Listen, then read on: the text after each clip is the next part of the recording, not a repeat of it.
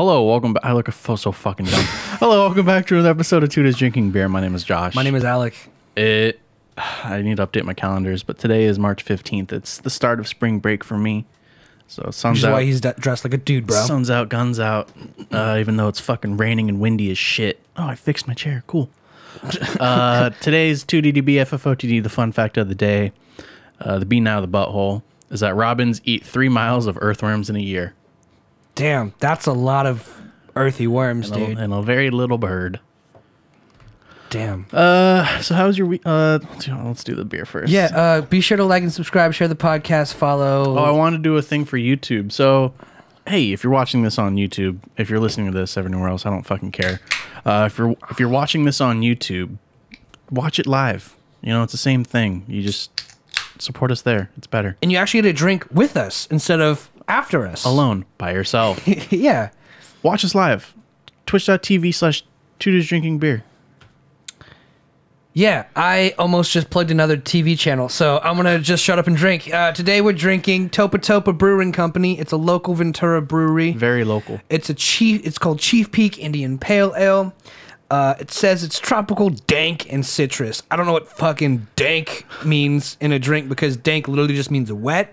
So it's wet, which is good for a drink. And alcohol, 7% by volume. So, It's an adjective. Disagreeably damp, musty, and typically cold. Yep, it is all of those things. And here we go. I would say it's agreeably damp. Agreeably. Not disagreeably.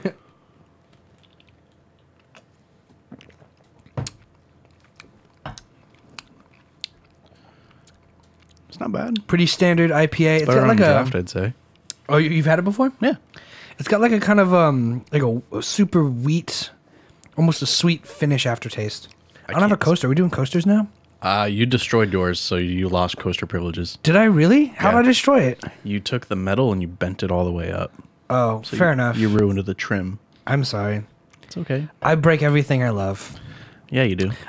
Speaking of, put your glasses on back real quick, because I wanted to point out something for you. Here we go. What's up, bro? Have you seen Futurama? Some of it. Do this. Give me like a... You look like Slurms McGee.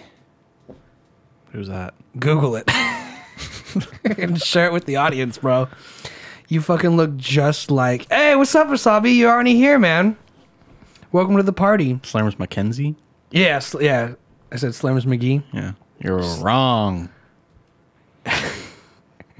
First of all. You hate how accurate it is. That's what it is. First of all. If only you were wearing the Hawaiian shirt button up with a bear skin underneath. Like, You could have got me on that for episode 50. what do you mean? Oh, I mean, yeah, but like with the glasses, it really put it together. There it is. Give me a party. I look like a fucking worm. Or whatever he is. And a robin can eat 3 miles of you. Yeah. So, thank you, man. I'll take it as a compliment. So, what'd you do this weekend? How was your weekend? Was it good? Me? Yeah. Fucking Jim over there in the corner. Jim, how's it going, man? How you been?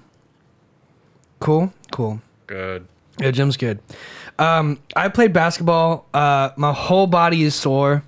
Turns out I'm old and fat, and I had no idea. No one told me. No one broke it to me. No one was like, hey, maybe don't run around with kids at the park anymore because you're old and fat, and your body can't take it. You can run with kids. Don't run at kids. Or after them. Yeah, the whole chasing thing was the whole controversy or whatever.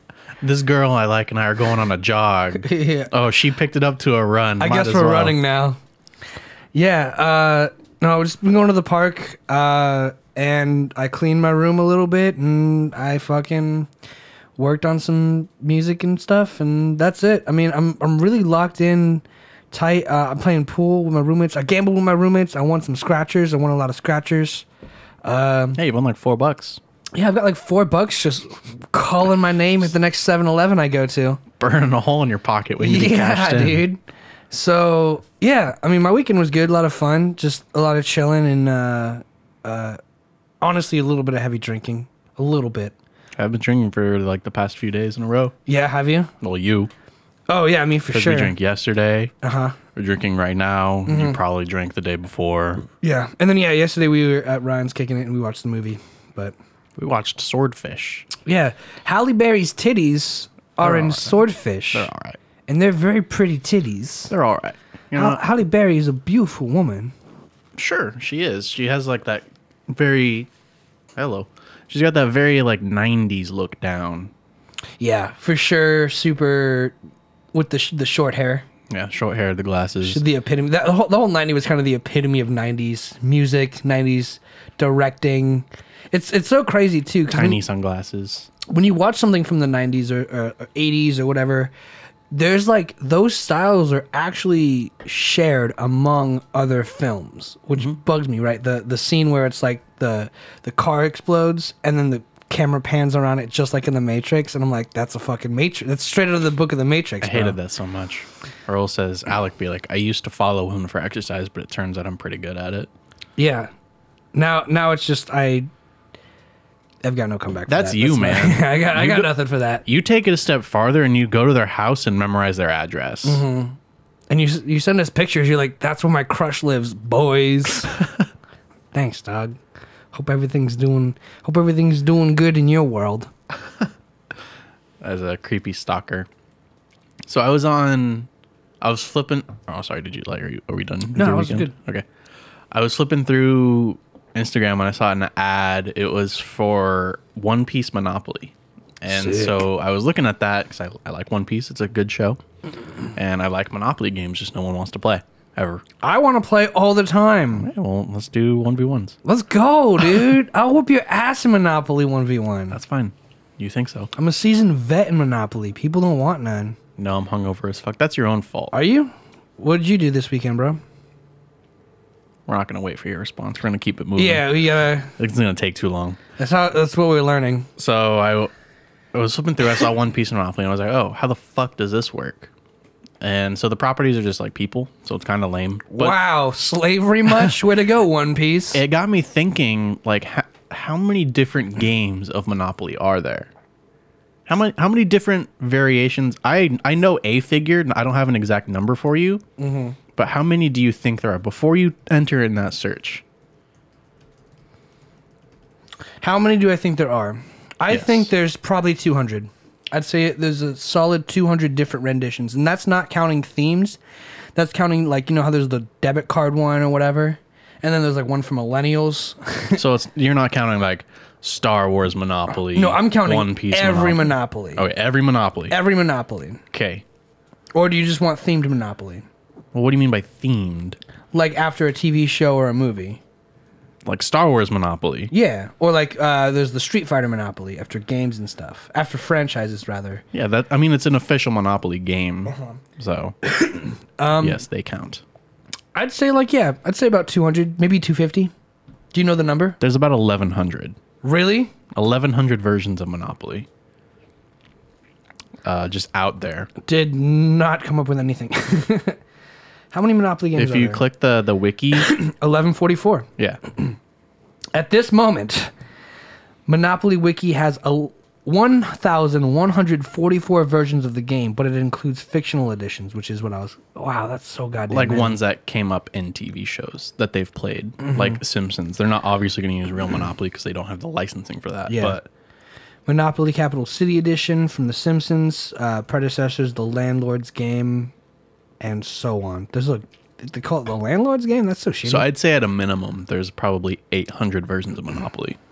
And that's just saying 300 have been... And you mean not counting the ones from like TV, like the... And that's saying 300 have just been referenced in shows before. Gotcha. That sounds about right. Maybe a little. But that's just more. a hard guesstimate. There's a card game too.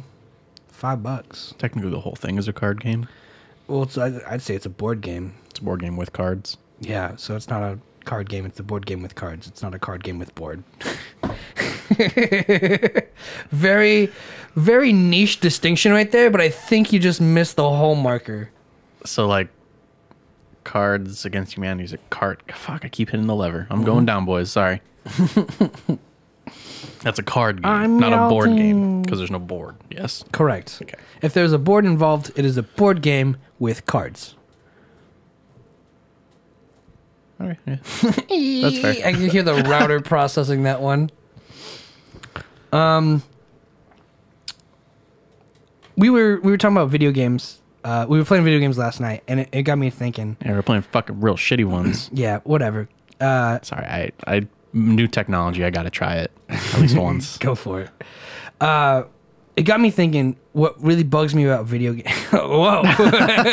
Hey, here I am. Tell your thing. Come on. It got me really thinking. All you gotta do with this camera is expose how much I never make eye contact. We're not expected to make eye contact. I know. How often are we gonna be? Well, I'm not the camera, just like with you or the camera. Oh, I'm always just like, you don't have to make eye contact with me. all right. That's not expected. It got me thinking, like, the one thing I'm bugged about video games. So I went home after that last night, and I started playing some Warcraft. And I was playing Warcraft, and people were like, that's not how you play the game. And I ended up winning, but that's not the point. The point is people were like, you have to do this thing a certain way. The meta Yeah. Which most efficient tactic available. And that makes sense, and I get it. There's like a good way. There's a right way and a wrong way because one person did it and it works really well. I get it. But there's got to be a counter for everything, right? And this game that I'm playing is like, it's basically all like, if you buy this guy, I'm going to buy the guy who has the opposite effect. Where people's strategy is buy someone stronger than that. You can only get so strong though. Yeah, and that's what I'm saying. I want to buy people that just cancel out the guys you're sending. And that was my tactic, and it ended up working. But it got me thinking, like, remember how we were playing Call of Duty, and like, I always chose like the MP5, and then you sent the meme about the MP5 in the chat today. MP5 Mondays. And that got me thinking. I was like, man, MP5s are a cool weapon. And then I started thinking about Call of Duty and the stat sheets on the weapons, and I was like, that's kind of dumb because you got an MP5 that would kill someone all the same in a tactical situation. The only thing that's like accurately representable in Call of Duty is like range. Like if it's an assault rifle, those will go further more accurately than an MP5. But at the end of the day, it's like A bullet's a bullet. yeah. At the end of the day, it's like The only thing that's different is velocity. at the end of the day, like a SWAT team is going to be like, we're using this one because like we're cutting corners and stuff, and that makes sense for us. So I just wanted to see what your thought on that was, because it's like, About the representation of gun stats in Call of Duty and whatnot? yeah, because I thought about that this morning, and I was like, that's kind of bullshit, because like a gun's going to kill you either way, and most Call of Duty is like you can get shot 4 or 5 times, hide behind a wall, and regenerate. Yeah, the standard's about 3 bullets to kill. The time to kill is very short. But I just wanted to see if you had an opinion on that, because I was mad. I was like, man, I hate that every time I play a game or do something, someone's like, this is the right way to play. Definitely there is the easy things to do. I kind of like this. Okay, so there's like Call of Duty is a prime example. There's like 3 guns that everyone uses in like competitive play. And that's my point. In professional use. And so you can say it is the most efficient because it has the most results. But I mean, you can really play however you want. It's a game. There's no correct way to play a game unless you make a game that only has one path of play. But nobody would want to play that because that's fucking boring. Yeah, that's a good point. And the stat distribution on guns is just to make things balanced, make it competitive. If I shoot you with a fucking 1911 and I shoot you with a shotgun, you're probably gonna die both times. But One is admittedly faster than the other. yes, But I don't know, man. It just got me thinking, and it got me mad, because it's like, is it the tryhards that ruin the game? You know, because like I've been seeing a lot of videos. Like there's a video of this guy like playing like Fortnite or whatever, and he like found a weapon, and he looks up in the sky, and there's two people building these giant fucking towers. Have you seen that one? That's what killed Fortnite. And like, I get that, bro. Like, if there's anything, I was talking about this last night. I swear to God, not actually last night, 2 nights ago. But I was like, exclusivity kills everything. Like, it really does. When my music teachers were like, you need to get a fucking key card to get into the practice rooms, I was like, that's bullshit. Pay to play. Yeah, for sure. And then when you have people, building towers that are 50 feet tall because they have the shortcuts on their keyboard or whatever it may be that enables that. About 50% of them. Mm-hmm. But about 80% don't use shortcuts. But the tryhards, the people who go out of their way to be really good at something, the sweaties, that arguably that's what they're called, arguably doesn't matter. I've learned more and more. It's taking the fun out of life for me, whether it be music, whether it be fucking video games. I don't know. I was hoping you'd have more to say on this, to be honest. But like, I just want to know. You don't feel the same way, or you're just good enough at Call of Duty to not care? See, when I did play Call of Duty, I did listen to whatever the pros said. Hey, use these guns if you want to get these results. And Smite, you read all the updates in Smite. I do read all the updates, but I still play gods that aren't considered meta top picks because I know them mechanically, I'm good at them, and I know how the game works.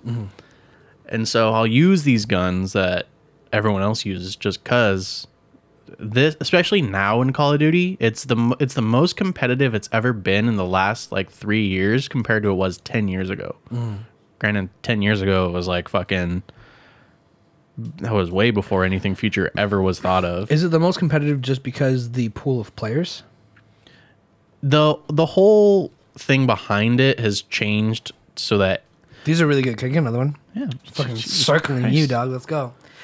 Mind you, I've been drinking really heavy the last 2 days, so this is like... Slow down, man. That's my role. I'm on spring break. Chug a lug, bro. Let's go.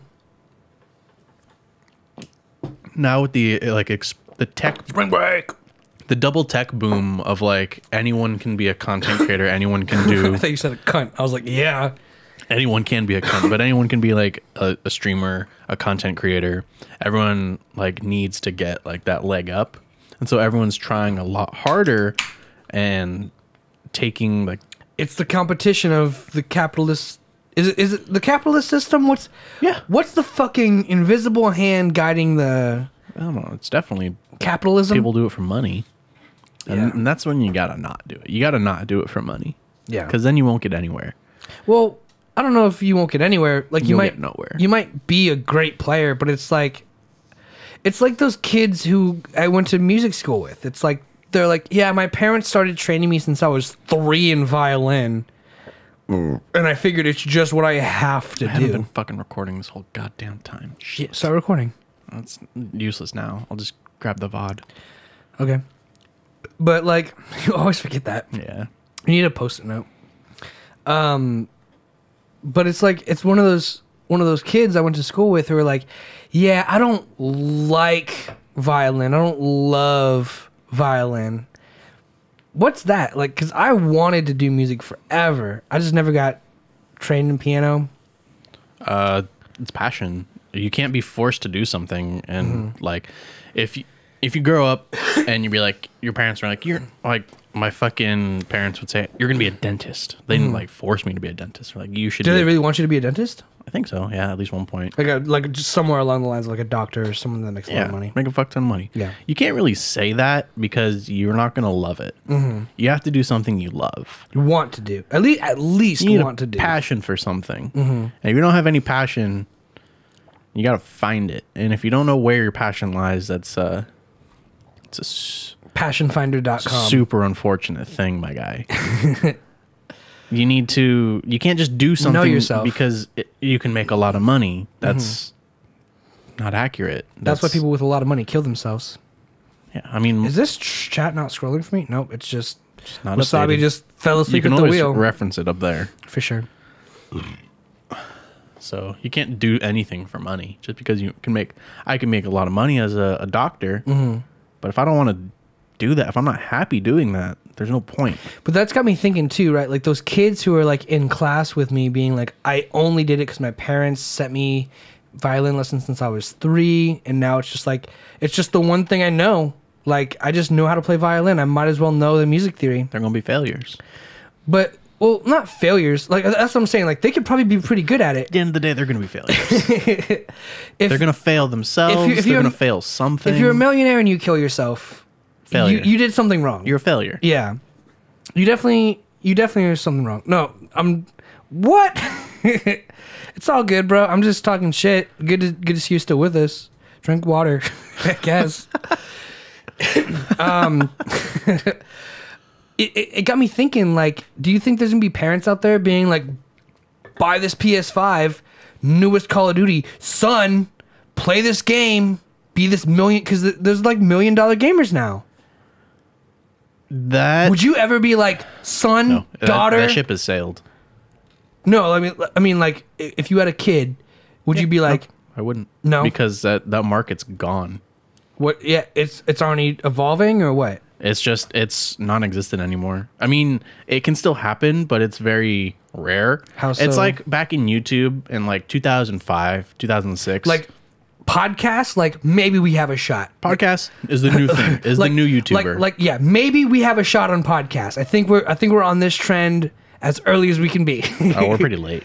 Are we? Yeah. All right, but we're pretty late. We're pretty late to the party. But for the improv kind of thing that we do for what's going on here, unscripted, not giving a fuck. Yeah, I think this is something special and different entirely. But like everyone back in like 2008, seeing like YouTube in its early adolescence, and fucking making videos with their friends, like, oh, I want to be a YouTuber because they can make a shit ton of money, and that'd be pretty cool to not work a day in my life. But that is work. It's a fuck ton of work. It's a ton of work, dude. And people who are good at it do daily vlogs every day. And they don't even edit them themselves. Yeah, and even then, it's like, you need a fucking team of people. Smosh just used to be 2 dudes, and now it's like 8 people. You need a team, bro. And that's the crazy thing, is like, it really... What the fuck did I just grab with my feet? What the fuck? Do you see that? Is that like a dry Band-Aid? Did you just grab it, you psycho? What? Let it... I brought it over here. It's gone. Oh my god. It's right here. What the fuck is that? It looks like the end of a zipper. Yeah, I think that's the most right thing. Did that fall out of the table once I smacked it? Yeah, is there like a tie for the table? I have no idea. Well, don't throw it away. Well, it's fucking broken, dude. What do you want to do with it? You're not wearing shoes? No. You wear shoes in the house? No, dude, I'm not. He's not even wearing socks. I'm not even wearing socks. I'm wearing socks. I never wear shoes. My feet get all sweaty and warm and smelly. I don't like shoes. I don't wear shoes unless I have to wear shoes. We are inside. It doesn't matter. Okay. You want to see my feet? $5. If we were doing an outside show, I've got cute feet. My friend said so. Stop. Not you. I know. You're like, no. Exposed. I mean, if we were doing an outside show, I hope you would be wearing shoes. I would be. I'd be wearing sandals. You want to feel wearing some mandals. You don't want to feel the grass. Ew. Feel the grass in between your toes. Yeah, I like to feel the bugs and insects between my feet, and Ew. like you just hate feet, get buddy. the mud on my feet. Don't fucking do that. Don't fucking do that. We'll show it. No. Hang on. You're not gonna poke through the curtain. You're too short. Oh, that's disgusting. Your toe hair is so fucking long on your big toe. Cut that shit. Shave my feet. Your toe, it's a solid fucking inch long. I never thought I'd get the advice. Shave your feet, bro. Just your big toe. Your hair is like an inch long. Yeah, it's pretty long. That's fucking disgusting. That's some pretty long feet hair. That is gross. I mean, I know you can't see it because it's super blonde. Yeah. That's the thing, too, is like... Still, my guy. when I see Cut people that with shit. like like if my arms, if I didn't have blonde hair on my arms, bro, it'd be like A bush. it'd be yeah, like I'm so happy that my arm hair is blonde because it's like if my arm hair was black, bro, I'd look dirty all the time. Yeah, my arm hair is pretty light as well. It's pretty light, but it's like mine's like thick and like really wiry. So like comparing look how much more mine has than yours. Yeah. So- I'm pretty fair when it comes to body hair. At least Yeah. arm hair. And my hair is just light until my beard grows in and it gets darker. That's pretty nice. Get to my But, butthole, it's like a forest. have you seen those memes where it's like puberty? I want to be 6 foot tall, and it's like the Hulk handing them the taco. It's like ass hair. Yeah. Those are the best. That's the worst. I mean, ass hair is the worst. Memes are the best. Would you get waxed? Wax my asshole? Yeah. Would you do that? Okay, so can we do that like a podcast special where like I tase you for 100 and like maybe like 150 I wax my asshole on the podcast? TMI. TMI. You're just hungover. You're down Yeah, for this Sabi, regular. come on, bro. Like you're the guy who's always throwing shit in the fire. There's no way we're crossing your boundary today, bro. Because, first of all, props to women for getting bikini waxes. Because Oh my god. I'm the sure. shit that I've seen in a bikini wax video. I'm sure. What the fuck? Just rips that cooter, Why do you bro. watch that? I was sent them. Okay, sure. You're thinking about getting a bikini wax, Wasabi? But that shit would imagine it fucking hurt. Like, how do you wax your balls? You'd tear my balls off. I feel like hello. Hi, Rolo. I feel like if someone Because that's waxed my loose skin. Yeah, that you would gotta hurt. hold that shit tight. that would hurt. I'd stick to shaving my balls. I can shave my balls pretty well. Just dip it in Nair. No, just shave. You could probably just use Nair. Probably could. Huh. Well, there you go. Solving the world's problems. Fine. That's it. I've actually rubbed Nair on a portion of my leg and it didn't do anything. I was told a story in high school that a friend of mine's brother stole her can of Nair and used it as lubricant to masturbate with, and all of his pubes fell off. And he's like, I have cancer. That's so dumb. Yeah. Kids are dumb. Kids are really dumb, and they masturbate with Nair. So, I mean, he probably had like a really smooth penis after that, which is great. But Your shaft doesn't really get that much hair. your shaft doesn't get that much hair. Look at my arms, bro. That's That's my shaft. that's concerning. So are you okay? No, the butt. Raul. Yeah, ass hair is pretty gross. Would you wax your ass? Yes. Would no, like as to him, I would not. No, that hurts too much. I have a high pain tolerance. But not in the ass. This hurts. I can't do it. Were you gonna keep going or? I want to know what he's trying to say because his his messages are so like broken up. I know he's driving while doing it.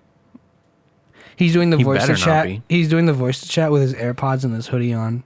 Probably sweating up a storm in his FedEx truck, being like, "Look at me, I'm getting away with listening to music." Whoa, whoa, whoa! whoa. I just outed this motherfucker. That's what happened, bro. Whoa, whoa, Whoa, whoa, Calm down there. whoa, You had things up your butt? Who said that? No one said that. Mr. Whoa, whoa. Whoa, have you Whoa. had things up your butt? Probably. Who knows? How many chicken nuggets do you think you've eaten in your entire life? That is that is not where I thought the question was going.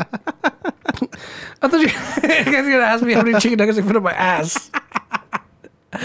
I'll be like 6. I don't know. Is 6? You can mush them, right? I can fit 6 mushy many chicken nuggets up my ass. How do you think you've eaten? A lot, dude. In the thousands. For easily the thousands. Well, you really underballed Monopoly.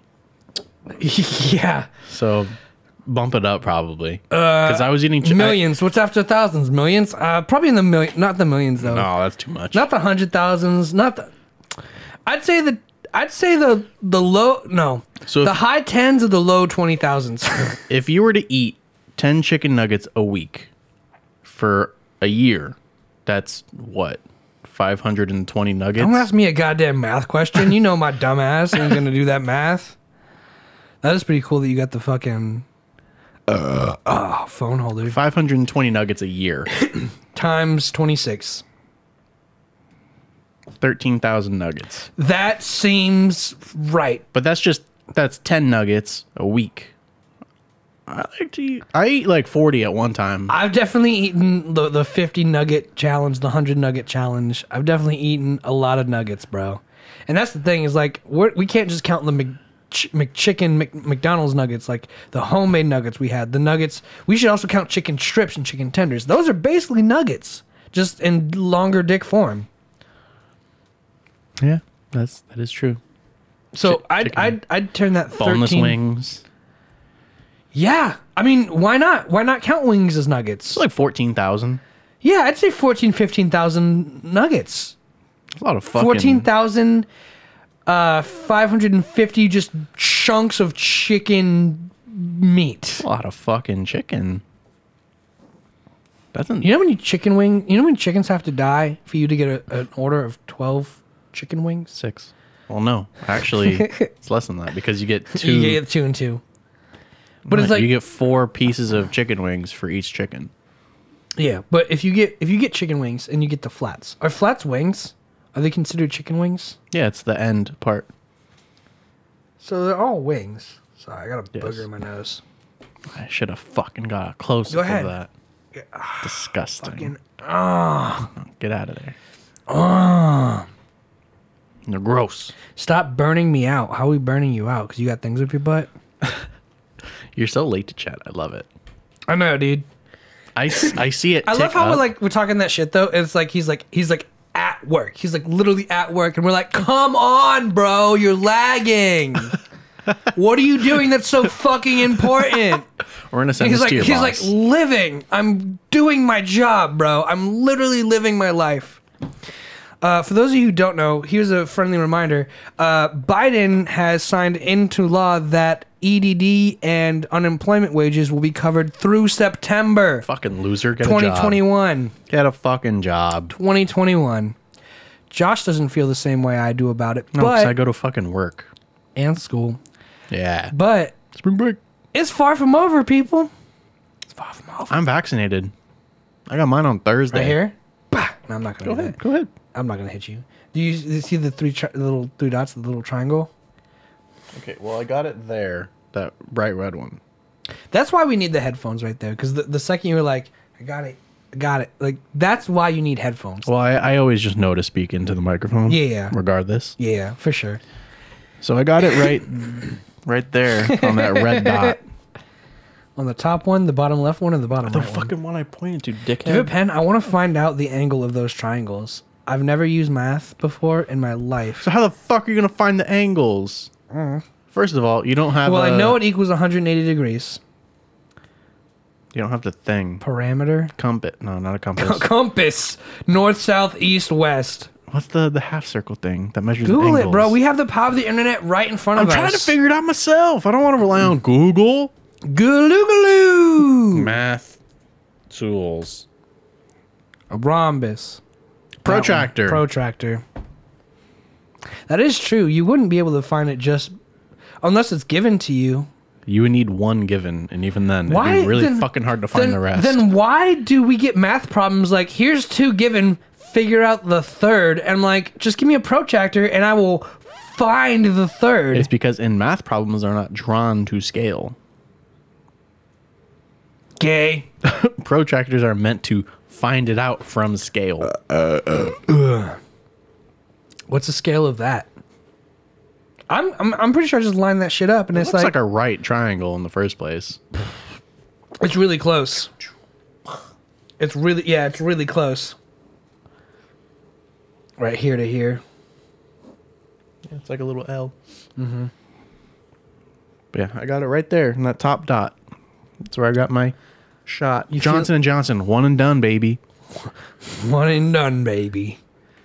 How are you feeling about the shot? There's no side effects? You're not seeing any advertisements in your dreams? No, not yet. I don't know Mandarin yet. Don't know Mandarin yet. So Give it time. I'm so red. You are. You're pretty fucking red. Hold on. Yeah. I'm red. Yes. So I went to work today to get my vaccine card laminated because And toothbrush and toothpaste and hair gel and conditioner and booty hole wax. I got conditioner and a hairbrush and icy hot. And booty hole wax. Nope. No booty hole wax? We don't sell that. I mean, it's just wax, but you put it in your booty hole. Yeah, we don't sell that. I'll try I mean, we sell candles. Not the same. I'd try it. You're dumb. So went to Target to get my vaccine card laminated because they were just collecting them to do it in like bulk so they don't waste. I was like, I guess, go ahead. And I was talking to my HR lady who was doing it, my head of HR, and she was like, yeah, I felt really good after I got my shot. And Okay. like I didn't, a lot of people, 2 other people that got it, they were like feeling really tired. One of them said she broke out in fevers. Like you're getting, You're panicking. you're getting the virus. Yeah. In a weakened state. So So your body can fight it off. yeah, some people do, if you get the flu shot, some people get the flu after. That just happens. But it's the flu that your body can fight off. Yeah, but you're still getting the virus. You're still getting it either way. So if you show symptoms, I mean, you did get it, but you're gonna get rid of it super quick. And that's the crazy thing too, right? It's like part of the solution is like, let's just infect everybody. Is to add some of the problem. Yeah. Yeah. Like I love that that's the case. Like that's the literal, like everyone with the polio vaccine had polio at one point. Boo. Yeah.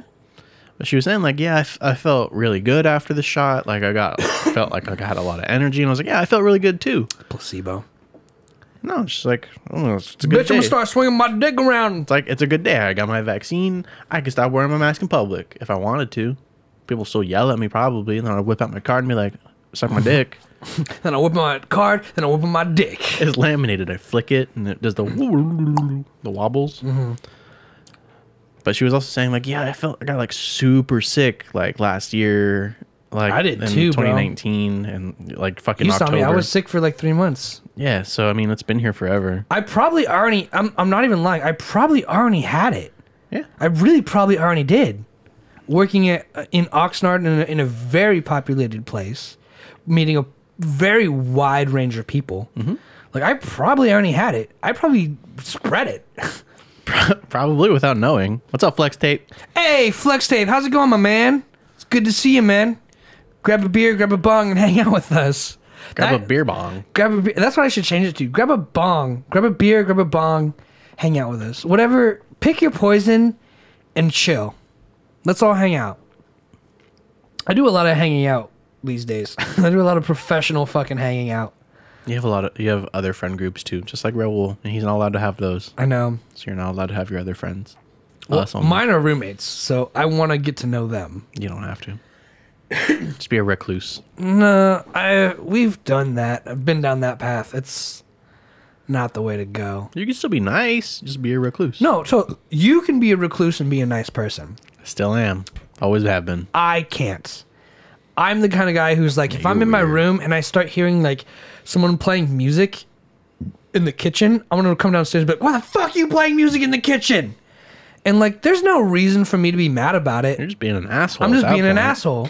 But if I sit down and have a drink with them, I'll be like, all right, like, what kind of music do you listen to? And I hear that music in the kitchen, I'll be like, oh, that person's in the kitchen. That's okay. Ding, achievement unlocked. Can play music in kitchen. Yeah, basically.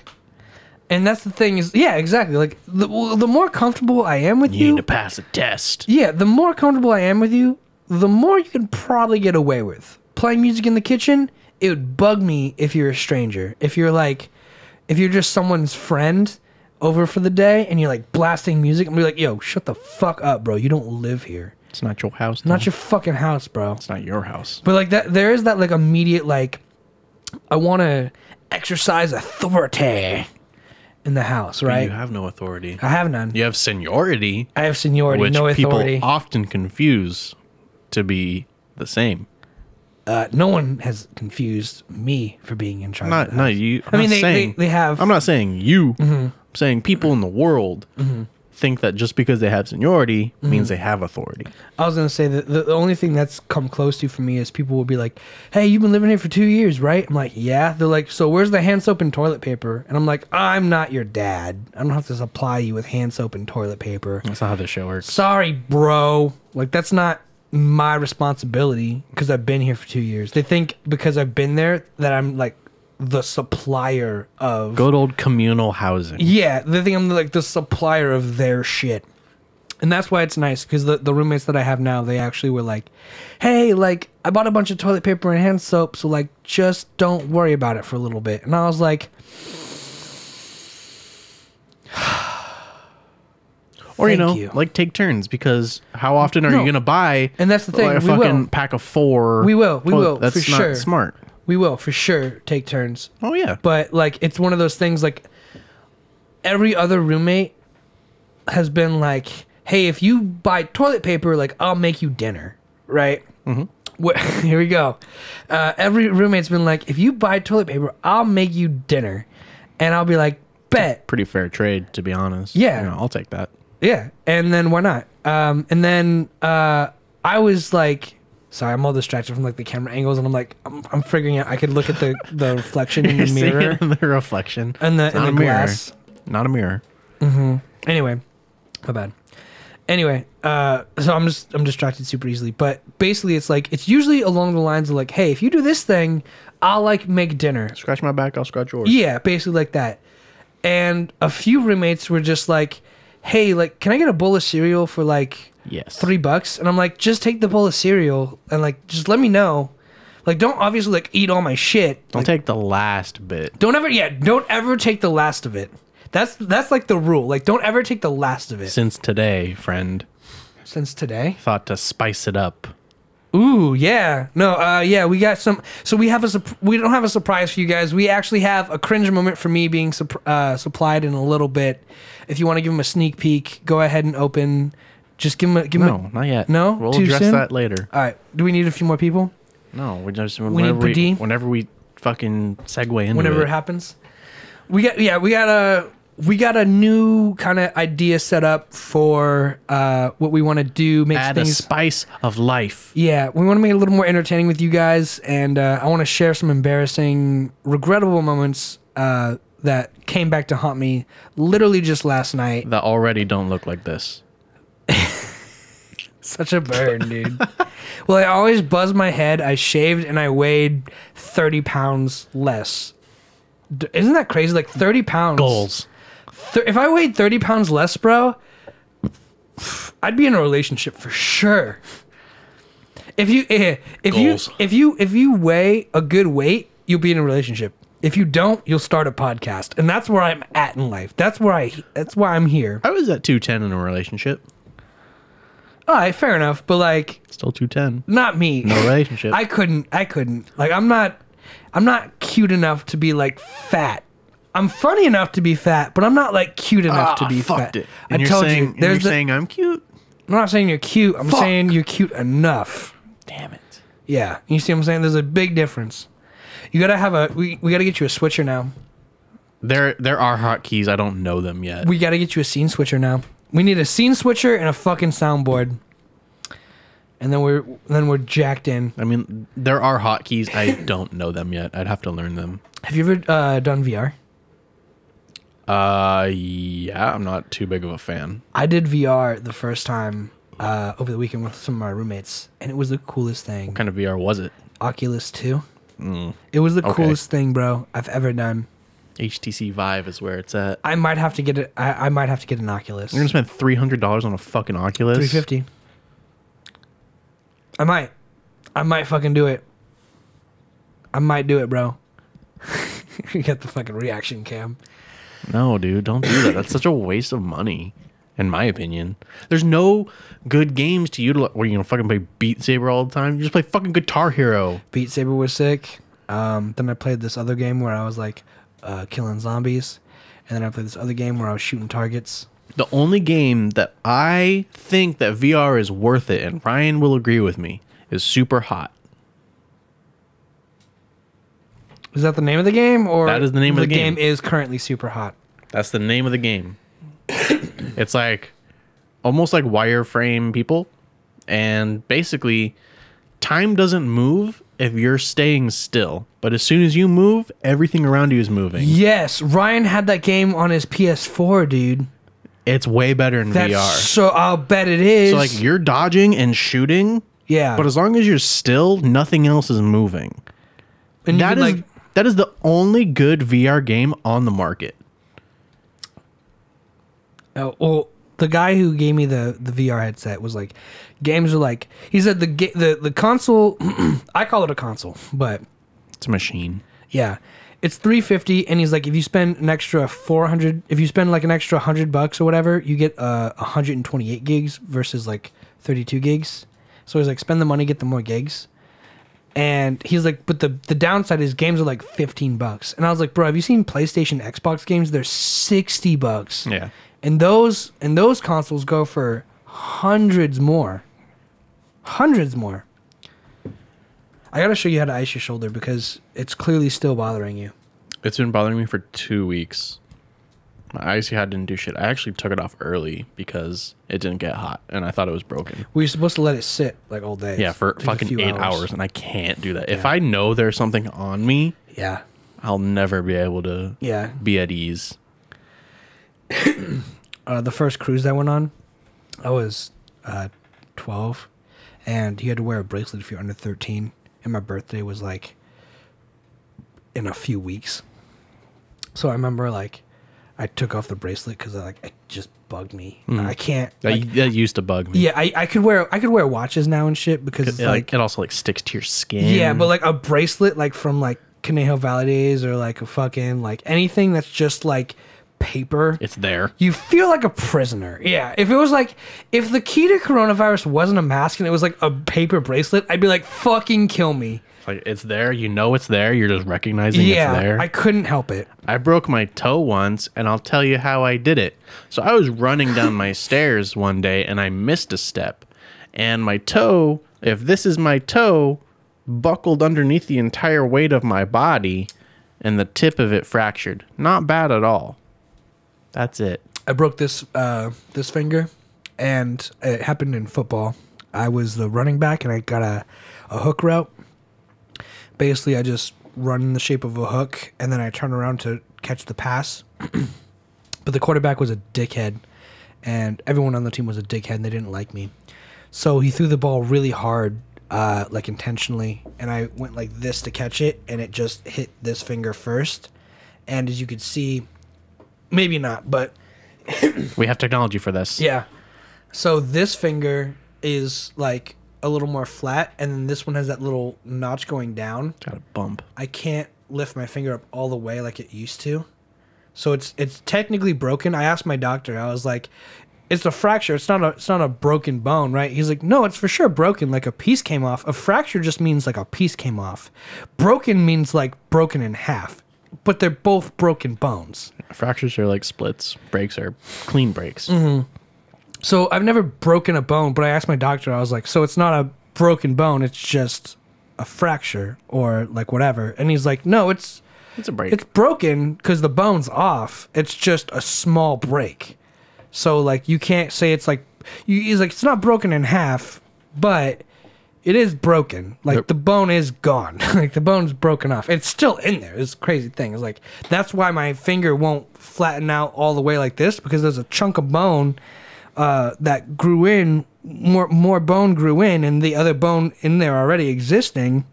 It's like when you're drilling a screw into a piece of wood and it splits. And it starts going, or if there's like, if you've ever taken a screw out and put a screw in, it'll start going to the path that was previously drilled. And it's like, you're going straight, but it goes, and it's like, not the way I wanted to go, but path of least resistance all the time. It broke. You ever broken a bone, man? I got a bone in my nose super bad. Sorry. I'll be right back. What the fuck is wrong with you? Allergies, bro. Get over it. This is the inside air. Unless you're allergic to the succulent. When it's, if you are, you deserve to die. Okay, yeah, just make everything out of focus. Ruin the show for a sec. Me leaving is ruining the show. You need me. Yeah, it's ruining both. I can't bring them both over here because of cable limitations, but I would totally talking to both of them at the same time. Why do I feel like you're good at having two SM7Bs in your mouth at the same time? Good. Where you get the plant? We got it. We got it from Paddy. He donated, and he said... Paddy gave us money to buy a plant. He said, decorate your fucking show, you assholes. You need some plants or something. It's Snoop approved. He's looking at it. He Snoop wants to smoke approved. it. Yeah, he's looking at the greens, bro. But yeah, we got the donation from my brother. He gave us the keg. We're slapping stickers on it. So if you want some stickers, if you have some stickers, you could send them to us, or I'll buy. You can buy a shit ton of stickers on DHgate for super cheap. But I don't want to just throw stickers on there. I want it to be like stickers from the show, you know? Anime stickers. I'll throw some anime stickers on there. Hentai boobies. I'll throw some anti-boobies on there. Anti-boobies? Hentai, sorry. There you go. English is hard for you sometimes. It's hard for me all the time. Got the liquid death. Which is just water. It's good ass water though. It's really fucking good. I need to buy some more. They sell it at 7-Eleven. I gotta try it because like there's no way it's that good. It's good. It's really good water. Is it flavored at all? No, it's just water. But it's just really good water. Yeah, it's just really good. What makes it so good? It's from a mountain. It's like spring water. It's like Arrowhead if Arrowhead didn't taste like shit. Here's my beef though. I'm gonna turn this up a little bit. I'm going deaf. Okay, go ahead. Here's my beef is What's the best water? Liquid death. Fiji. Fiji's up there, but they taste the same to me. Well, fucking Can who you cares? taste water? Yes. Yes, I absolutely can. It's the minerals in it that you taste, not the water itself. I can absolutely taste water, the minerals in it. The thing is, like, you got that water filter, the water purifier, and then you switched it out with the other one you have I currently. had a Brita and I switched to a Pure. And you like the Pure. I don't like the Pure because you asked me, like, what does it taste like? And I was like, it tastes just more like tap water. And you're like, I love that. And I was like, just drink tap water if that's the flavor you're after. See, the Pure filters more than the Brita, so it just tastes more just like water. You lost me. Because The Brita doesn't filter as good as the Pure. I taste a difference with the Brita. I taste less. Those are the it tastes less like tap water through the Brita. Then you're broken, sir. No, you're pure. It's called a Pure. Pure. It's P-U-R. Pure. Pure, not pure. It's the same thing, right? Depends on how you pronounce Pure. it. Pure? Imagine the E, but it's not there. But like a pier is like someone in class. Pier, yes. It's a pier. Or a bridge over the water. Like halfway. Like 100 feet. What? A pier? Oh, pier. Okay. I thought you... Dude, anyone who's not like first language is English... Wasabi plug. I'm sorry, bro. Like for us, it's like, have you seen those videos where it's like how to speak French? Don don don don don don don don don don don don don don don. See, I thought you meant pier. And I'm sitting here being like pier, pier, pier, pier, and I'm pointing out all the fucking. What are those things called? Was the same word but different meaning? A homonym. Homonym. I'm pointing out all the fucking homonyms for pier on accident, being like, I don't know how to say it. I thought you meant peer as to look at something. That's another word, dude. P-E-E-R. Pier peers over the pier while he's peering over pure water for the pier. Like that's an actual sentence. Like if France ever found out, bro, they're gonna retaliate with a fucking Google video, and we'll win. And we're gonna go to war again, bro. And we'll win. But the pure filters more than the Brita. Great. I don't taste that. It doesn't. If you told me that, did you hear that, ringing? That was off of this. That. What the fuck happened for a second, bro? It's bouncing. It's going through this and bouncing out because it's empty. Yeah. This needs to be full. But even then, that'd be way too heavy. What the I'm just glad we both heard that. That was a phenomena, bro. Yeah, I heard that. It echoes off of it. Peer pressure exists? Yes. Peer pressure absolutely exists. Grab a beer and hang out with us. If you're not gay. If you're not gay, grab a bong and hang out with us. If you're not gay. Do it for Jesus. Do it for God. Do it for Satan. Do it for whoever you believe in and love. Religion is peer pressure. Do It's it. finest. Do it. Everything's peer pressure, bro. Economy, 100% peer pressure. Shop local businesses right now. Support local businesses. Peer pressure. Flex Tape, how many chicken nuggets do you think you've eaten in your lifetime? Great question. I feel like Flex Tape has eaten like 14,000 chicken nuggets. I think he's For the average 26-year-old, sure. I think he's up there with us, bro. I think he's definitely eaten plenty We don't know how old they are. of chicken nuggets. I don't know either. I mean, I'm assuming he's old enough to smoke. Flex Tape could be 12. We don't know. Look, man, if he is and he's 12 blazing it, fucking you're living the life, homie, and Woke. enjoy it while you can. You know, don't ever tell me your age because I don't ever want to be, plausible deniability. But like, Statutes of limitations. yeah, bro, like enjoy it. If that's your life, man, smoke some weed. I had that moment too a few days ago. I was like playing some Warcraft and I hit my CBD pen and I was like, man, this really could be life. Like this is really life for some people. Just really, really chilling. Some people just really chilling, like 100% all the time. I'm jealous of those people, bro. I wish I could be really chilling 100% You of the can. time. Now is the literal time for you to do that without having to go to work. I can't though. I remember thinking even last night, I was like, I wish certain things would just not bug me. Like when I worked at Copper Blues, my basically my immediate supervisor, Brett, would be like, "What's up, bro, dude?" And he's like super like he's like the epitome of a Californian, right? And like lives in LA and everything. And somebody in the band would be like, "Turn me up," like an asshole. Like they'd be like an asshole to him. He's like, "Whatever you want, bro." Like, yeah, dude. Like he's just always so chill, so Jared? good. Yeah, just like nothing bothers him. He's just always like, "Yeah, dude. Like I got you." Like, and I want to be that, right? And I was Is thinking, Copper Blues any opening anytime soon? I don't think so They're until local. yeah, they have to be.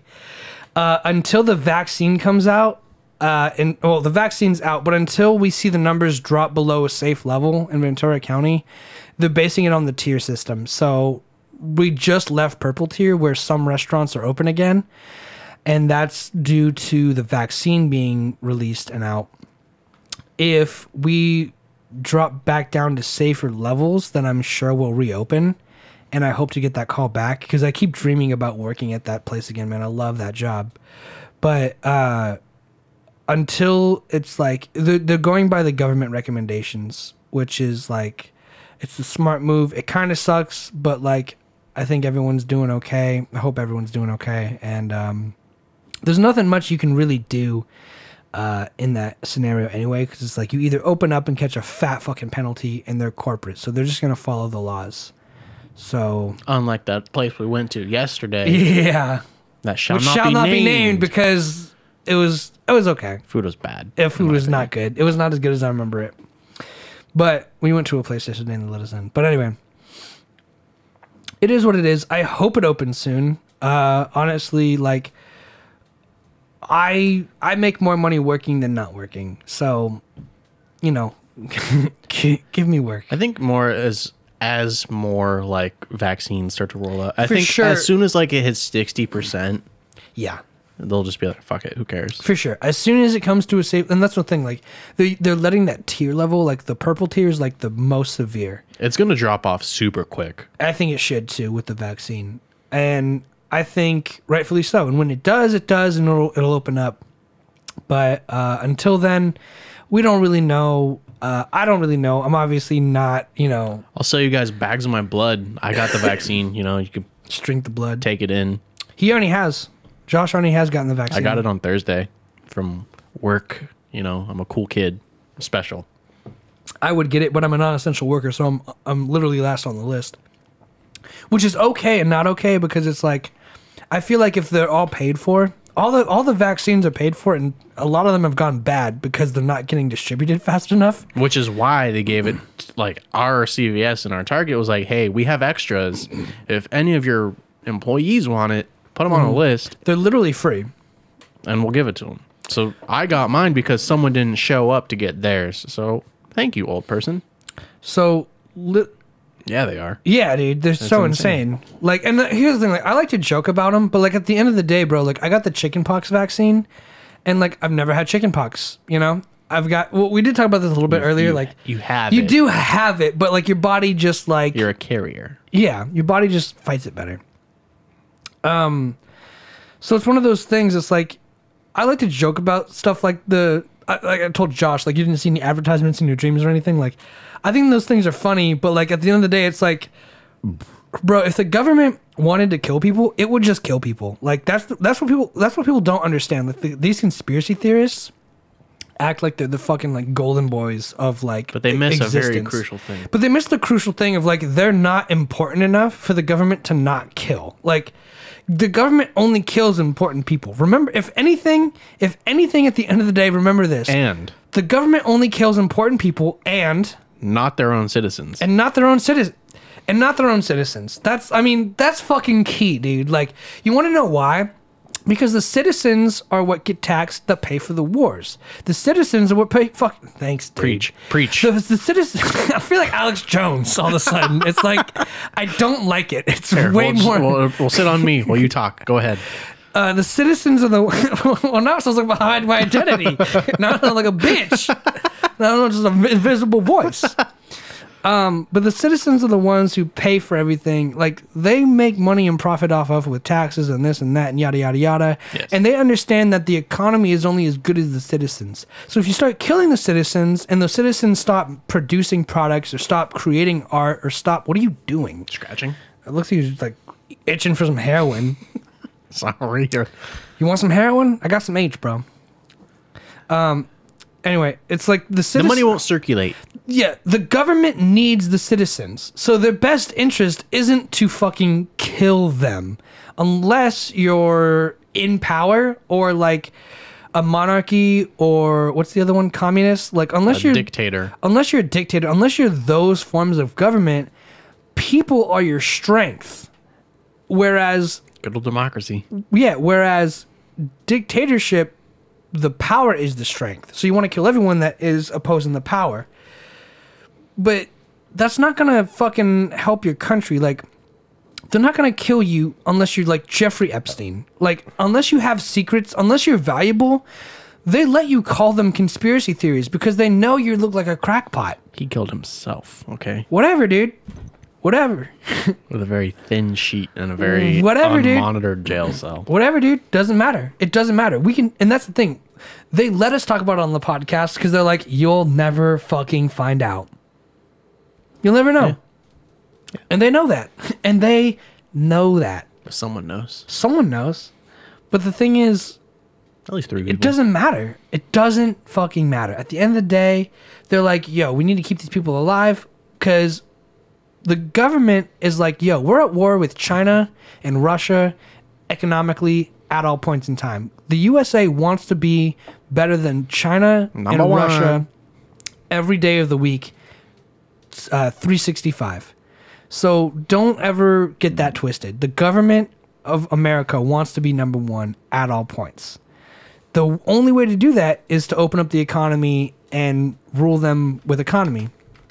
And I mean, if you look at the numbers, it proves it. Like, the US dollar and UK dollar are like, America number one. Why I sound like Waluigi? But, like, it's one of those things, man. Like, it bugs me that people are so stupid to where they think... very nice, number one. Very nice. I love how big that fucking caption is. Yeah, dude, I mean, I can go off all day on that, but, like, the conspiracy theories are crazy. I love joking about them because I think they're funny, and some of them are like, they're thought-provoking. That's the point. But at the end of the day, like, no, dude, like, Biden's not sitting in his office being like, I want to kill the poor, because guess what? We need the poor because they're cheap labor for the rich. He's already killed poor people, just not us. Sure has, yeah, just not us. I guess we're poor, hard-working people. Over across the Atlantic in the Middle East. Yeah, and that's the thing is, like, I also love how people are getting upset about that, and it's like, this is your president. He's killing people. Yeah, that's why we voted for him, to kill the people we don't want. All the fucking Republicans are like, Did you call them Rublicans? sure, Rublicans. I love that. All the Rumpelstiltskins. They're like, your president killed all these people in the Middle East off one strike, and after like 38 days of his presidency. It's like, okay, well, fucking your guy did it too. It's like, who gives a fuck? Let me propose this question. If Trump was reelected, that strike would have happened anyway. What you guys have to realize is that... It doesn't matter who's in charge. The U.S. is an entity. People don't realize this. The United States of America is an entity. It's like a corporation. And they need to run themselves how they see fit. It goes through all those checks and balances, and they go, hey, should we kill this guy? Hey, should we kill this guy? Hey, should we kill this guy? And if everybody goes, yeah, he's a threat to democracy or business or ideals or anything, everyone votes yes. Regardless of who the president is, there's going to be five-star generals being like, President, so-and-so, whatever. Like, we are in charge of this. We know what's going on. We need to fucking bomb this airport. We need to kill this guy now while we know he's there. And the president might be the guy who says yes, but like, if people came up to me and was like, hey, I'm a tax accountant. Hey, I'm a business major. Hey, I'm a fucking art major. And all these people with different views and ideas were like, we don't agree on much, but this asshole in this country needs to die because he's responsible for bombings and terrorist attacks. That's a pretty easy answer, right? I mean, like, he killed Americans. Ethics. I mean, sure, but like, that's all handled in that tier, right? No, they all sat with it ethically and wondered and pondered, like, short-term, long-term consequences, ethics, and all that. And then they said, you know what? At the end of the day, this is the best thing. Send it. For the country. Yeah, 100%. Send it. Like, regardless if Biden or whoever the fuck won the presidency, dude, I fucking promise you, that dude was getting killed either way. That was in the works. Maybe Trump signed it in the first place. But yo, it's like it's the Queen Amidala fucking effect, bro. It's the face, Star Wars. Oh, I mean, I know who that is. Yeah, but Queen Amidala was always disguised as one of her handmaids. Yes. Okay. It's that, bro. Like, Trump, Biden, Bush, Obama, they're not the ones carrying out the fucking bombings. It's a bunch of people being like, hey, we should do this bombing because it's good for America. And then they go, yeah. And I'm pretty sure even if they said no, then it'd go to Congress, and Congress is like, yeah, bomb them. Well, you do need Congress's approval to go to war. Is my point, because at the end of the day, it's not up to one person. It's up to the majority. And the majority is going to have the information that goes, you know what? Maybe the president doesn't think this is necessary. The good old Hawks. Yeah, but the president doesn't think this is necessary, but they don't know if we don't handle this. Because he's new. Biden's new to being president, right? He's not new to politics. He was vice president, so, I mean, he's been around all that shit with Obama. Sure. Shit. You keep hitting that. Are you doing that with your foot? My calf. Damn. I got long legs. He's doing it because it's like, damn it, now I feel like Joe Biden, blanking out. What's my sentence? He doesn't forget things. He has a stutter. I know. It bugs me, though. Anyway. The stutter bugs you? Yeah. You can't stutter help it. Bug. I fucking lost it. Moving on. It doesn't, can I get another beer? Yeah. The next one's a wall beer. These are real good. Do you want it or no? Does this go on the wall? If you want it, bro, handle it. Oh, go ahead. I still have some. I know, but if you want the third one, if you want that one, if you want the wall beer, I don't care if it goes on the wall or not. Because we still need to go through all of them. Yeah, here's the thing. I want to reorganize the wall. I love the wall idea, but I want to put the beers on the wall that belong on the wall. You know what I'm saying? Mm-hmm. Like, I don't think Sol belongs on the wall. I love Corona Premium, but I don't think it belongs on the wall. You know, I want to have one shelf dedicated to just guest beers and drinks, and I want the other two shelves of just our favorite beer. that we can agree on. The shelves are getting weighed down. And that's what I'm saying. They're Like, too heavy. it's great, but like Stella Artois, great Trash. beer. I mean, I think it's great, but like it should be on the guest beer. Guess because it was Sophie's. Yeah, Peroni, you hate that beer, right? Terrible. I could take it off I'm cool with that. Victory belongs on that shelf. Good. It was Raoul's. It's also a really good beer. It's also a really good beer. Like I want to go through and we'll discuss it. We'll make one guest shelf and then the rest like Everything else. just everything we like, because it's like it's cool, but it's like what belongs up there. You know, I want everything to be noteworthy.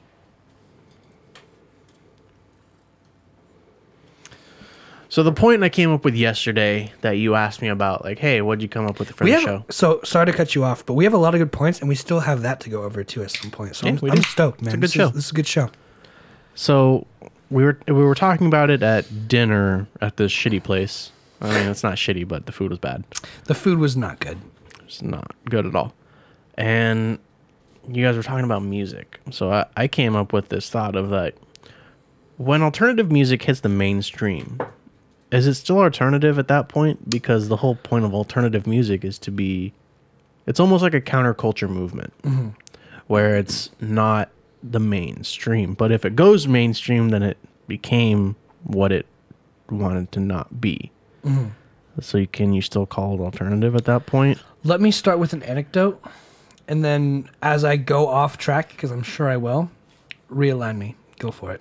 I need you to switch it because that's too obvious for me. In high school, my junior year, one of my brother's friends was a TA. His name was Matt. And this TA did nothing. He had to do absolutely nothing except like pass out papers. That's the best kind of TA. He didn't do any grading, any of that shit. And I saw him one day.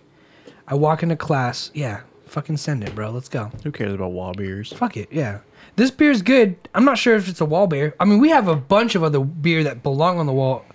And we both had this before. We have right? like 70 episodes worth of wall beers. Yeah, bro. Or just beers. Yeah, so to go through. we're gonna be fine. And if we really decide this is that good, then we'll figure it out then. Yeah. Anyway, I'm sitting down at class, and I look over to my right, and this dude's fucking jamming, right? Like, doing the air drums and everything. And I was like, oh, dude, like, who you listening to? Like, I was just genuinely curious, right? And he does one of these. He takes out his earbuds, and he goes, huh? I'm like, oh, it looks like you're really feeling that song. Like, what are you listening to? He's like, oh, they're an indie band. You wouldn't know them. Puts his earbuds back in and starts rocking out.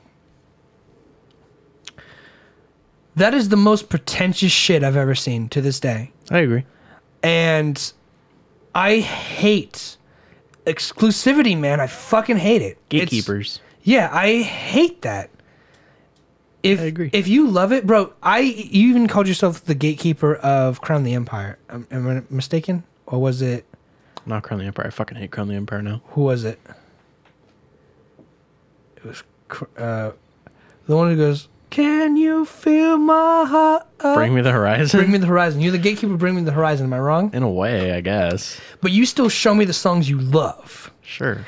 I asked this guy, what is this song you're listening to? And he goes, you wouldn't know it. And I fucking hate that mentality. It is the most toxic fucking mentality to ever have. And if you love that band, guess what they need to be successful? Fans. Exposure. Exposure. And this dude was like, it's indie. He's listening to it on SoundCloud. Probably. Whatever it was. Like, Bandcamp. whatever it was, though, it doesn't matter. It's like, you just ruined the opportunity for me to go. I would have 100% checked that band out. And if I liked them even a little bit, bought their albums at the time. Yeah. Even a little bit, bro, because I bought albums. Or merch. Or merch, because I did that in high school. But this dude had his head so far up his ass, thinking he was special, listening to indie or alternative. I think they kind of go hand in hand. Yeah. That he's like, whether he wanted to keep it indie and fucking special and whatever, hipster, whatever, he literally just shut down the possibility of it being shared with another human. Yeah. And it meaning something to me. And you know I'm a fucking passionate person, bro. I feel things in music, so it's like the one thing I want to know is something that's gonna get me to fucking air drum in the middle of a room full of people. Yeah. Gatekeepers are the worst in general. Dude, gatekeepers are toxic, bro. Super willing to share my music, and You have to be. you should. You have to be. Exactly, bro. Sharing music is like intimate, right? Because like when you share music, at least when I listen to music, it's like it evokes real emotions and thoughts and memories for me. It's a vulnerable thing It's a vulnerable thing. at times. Yeah. And I think it goes the same thing with like movies or art or fashion. Like everyone's got their form of art that like has that emotional investment. But it's like the idea of it is great. But if you don't share it with people, then no one's going to be like, oh, wow, that song really communicates that feeling very well. Or, oh, wow, that style in the summer of 2018 was great because it really communicated how the era was feeling. Like, those things are communicable and they're able to be transcendent among eras and times and people and culture because people feel those things. And if you make it a secret, then no one's gonna feel that. I mean, maybe if it's like a super secret, like Illuminati or whatever, cool. But like at the end of the day, it's like Illuminati would be stronger with more members, 100%. The U.S. military would be stronger with more members. People keep fucking forgetting. Facebook is only a big deal right now because it has a fucking billion people on it every day. Still, same thing with Instagram. That's a lot of people. Same thing with TikTok. And it's one of those things that just happens. And people are like so exclusive all the time. They forget that like, hey, asshole, you need people to like you and to share your ideas and your thoughts. Start there. Flex Tape has a question for you. I want to take a pee while you answer it. Yeah. Why do you think music was created? I like how you said why. That's a great question. I'm gonna sip this beer. Like the still angriness. Yeah, I'm sorry. I'm a passionate speaker. 2 IPAs in, about to be 3. If you're drinking or smoking, man, cheers. Here's to you and just kicking it.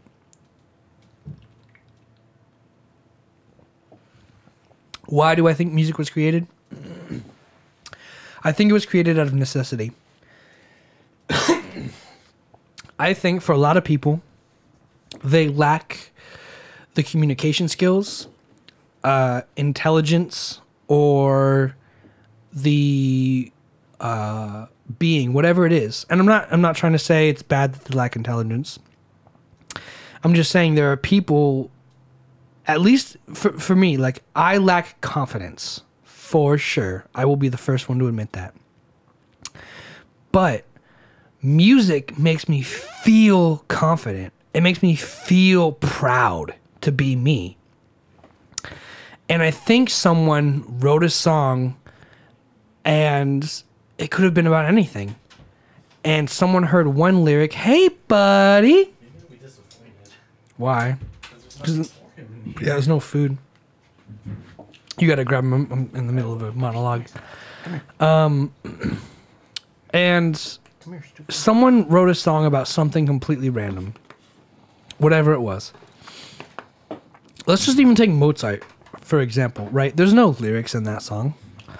But people felt it. Hey, puppy. Such a good boy. People heard Mozart and Richard Wagner, Chopin, Pavarotti. Pick a composer, man, of any. Hey, what are you doing? What's he doing? He's just sniffing Licking the plant. Sniffing it. Pick a composer, pick an artist of any genre or time or era. They didn't have lyrics in there, but people felt that when he played certain notes, it was happy, it was sad, it was going to war. People can hear a song and be like, that's a song for war. That's a song for TV. That's a song for sadness. That's a song for love. It is inherent to people. It's almost, oh my God, bro. Sorry. It's all good. It's inherent to people to feel something for it. And when people feel it, they want to go, I want to master that feeling, or I want to play this song, or I want to do this thing. And I think it was created because it was a necessity. People needed a outlet or a way to say this thing or think this thing. And here's another thing too, like what people forget is like the voice being an instrument, it controls your breath. And when people are screaming at someone because they're angry, that's an outlet for anger. If you're singing, it's the same thing, but in a creative, constructive form. So if you wrote a song about being angry and you're in a death metal band and you're screaming in the microphone, I stand by this. UFC fighters and hardcore kids are the nicest people you'll ever meet. Ever meet to this day, because I think they have that outlet, because this guy listens to hardcore music, and hardcore kids are the nicest scene ever. They're very kind. And UFC fighters are the chillest dudes, because they have those outlets for those angry emotions and those toxic feelings that they're getting out of their system, and they're learning to control them. And when you understand yourself and how you act in those situations, you are now in power. You are now in control. And that is the best thing you can really do for yourself and your being, is understand who you are and how you react in certain situations. And music is the gateway for a lot of people to ask themselves, what do I feel while listening to this song? And then try and interpret it, try and understand it. And no matter what the song is about, it could be a song about, take the song Pumped Up Kicks, it's about a school shooting. Everyone feels happy about that. Everyone likes that song because it's a happy, all the other kids with the pumped up kicks, better run, outrun my gun. And if you listen to that, that's horrifying. But lyrically, they made it happy. And guess what? It got on the radio. Not lyrically, they made it happy. Not lyrically, but they made it lyrically, sonically, yes. And that's what it is. It's what it's become. I'm gonna let him out. Go ahead. I don't know. I could talk in circles for this all day. I think it was for sure created from necessity. There's no other way. We needed a way of understanding the world in a complex way that was open to interpretation, because it's the same thing of like when I said earlier, like if you play video games and you say this is the way to play the video game, you're taking the fun out of it. With music, you can be like, all the other kids with the pumped up kicks, better run, outrun my gun. And that's a song about a school shooting, but like because it's so happy, it's able to be interpreted or felt in a different form, and that leaves it open to new ideas and thoughts and just interpretations that you would never really find otherwise. And I think that's so important. Yes. In death metal, half the time I don't know what they're saying, but I feel the music. So there I can't appreciate the lyrics for what they are if I were to read them on songs I really like the instrumentals for. And there's also times where I just appreciate the instrumentals, but I hate the lyrics. So yes, you can feel both. I mean, I obviously agree completely. Even going back to like my composer example, there's many composers who would write songs, and when the artist or the orchestra would play them, the audience, an arena full of people, would be like, wow, that is moving, and I'm ready to go to war because of the way this sounds. The reason they had a drummer boy, nice, Slurms McKenzie. Shut the fuck up. The reason they had a drummer boy in a lot of wars is because it keeps people marching in beat and in tune. The reason they have the Viking ships with the paddle boats on drums, it keeps you stroke, row, whatever. Row. There's a feeling inherent to it. Music is inherently a feeling. And that's what's so great about it, right? Because it's the same thing as like, what's your favorite color, Flex Tape Fox? Because my favorite color is blue. And when I see the color blue, I feel calm. I feel relaxed.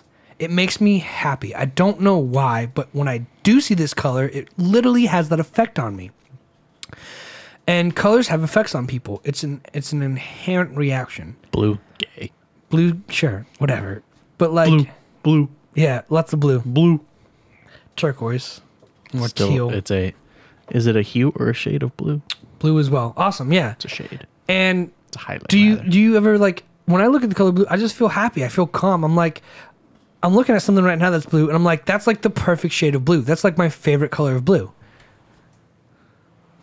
The text? Yeah. Okay.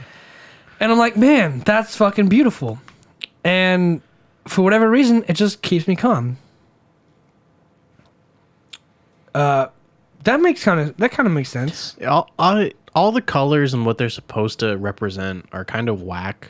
Some of them make sense, like red is supposed to be angry. We also Intense. associate that with bulls, but bulls don't actually see red as like, oh, I want to tackle it. They just see the emotion, and Well, that's why they move that's what triggers the bulls to charge. It just happens to be they use a red cape flag. thing. But if you look up at the sky and like close your eyes, you will. Even if closing my eyes right now, we have a few lights on set. Like there's like orangish kind of Thank you colors. for calling it a set. Well, yeah, it is. You know. But it's like it's the same thing. Like if that's color theory, music theory is the same thing. Like there's feelings associated with that, which is why composers. And I'm sure, Josh, if you listen to something like a classically composed track, you would like it because of the music. Not necessarily because it's a song, but like if you listen to music, I could appreciate it for what it is, but I won't like it. sure. But like that's like half the battle, right? Like I could also listen to a lot of I listen to death metal every time we hang out because you drive quite a bit. But like Driver's choice. yeah, and like a lot of it's just like I find stuff I like and I find stuff I don't like, and that's like okay. That's crazy. You got the color wheel all up in there. I'm looking up color theory. But yeah, man, I mean, that's a great question. It's just, I think it's all feelings. And I think humans need to understand their feelings and their thoughts. And if you can master those things, then that's where it all starts, man. It all starts with you. You know, like you gotta be the one to find out. You gotta know yourself and then lead by example. And if it's through music or color theory or fashion or whatever it is, man, like it's out there. Go conquer it. You know, go find out who you are and be you and find the answer in music or color. But like, I think inherently, like, this is how we interpret the world. Visually, we see color. Audibly, we hear sound. And they cause us to have emotional reactions. We can touch a sexual partner and feel a hormone rush. That's interpreting the world around us and an emotional response. And it's really just a balance of like our logic and our emotional responses. And I think music can like enhance that. Like if you're with a sexual partner and like you're playing like a fucking Kenny G album and like touching someone you're ready to have sex with, like that's going to enhance that experience. You know, Smooth jazz. smooth jazz is like it's sexy music, man. It's like it's got that effect on people. Is there rough jazz? I mean, I think jazz, especially modern jazz, is so fucking complex. I'd call that rough jazz. Okay. Like honestly, like contemporary New York jazz specifically. Yeah, pull something up. Contemporary New York jazz. Rough jazz. There it is. That's just a song called rough jazz. Just Google. I've never heard of rough jazz. Shower thoughts on Reddit. Just Google contemporary I'll get there. New York jazz and then play it, and I promise you, it'll be like, it's so complex. You'll be like, what the? I hate listening to it because it's so much going on. But music theorists love it because they're like, over here you have a fucking, what's it? Aeolian scale. In the middle of the song section, you can hear a fucking Dorian scale, and on the right you hear a fucking Ionian scale. And they love that. They get off on listening to all three channels of scales at one time and how it's composed. And I get it. I will never have that ear. I will never have that competence. But like for me, it just sounds like a mess. Like, you know how fucking what's his name? The guy who fucking throws paint at the Jackson Pollock. Jackson Pollock throws paint at the easel. That's what contemporary New York jazz is to me. It's just a bunch of fucking randomness that is going on at the same time and happens to be in time or out of time at sometimes. This is going to be it. I promise you. So I have a quick little example. I'm not going to show too much because, you know, fucking copyright and DMCA shit. Sure. So this is on the Reddit thread I found that said I never heard of rough jazz. They said check out Naked City. It's a band with John Zorn, super spastic saxophone player and composer. Stylistically, it's a sort of avant-garde jazz spy music that features a screamer on some tracks. He also produced Mr. Bungle's first major label album to give you an idea of the musical vein. And then someone else said Naked City would definitely fall under rough jazz. So I guess this is rough jazz.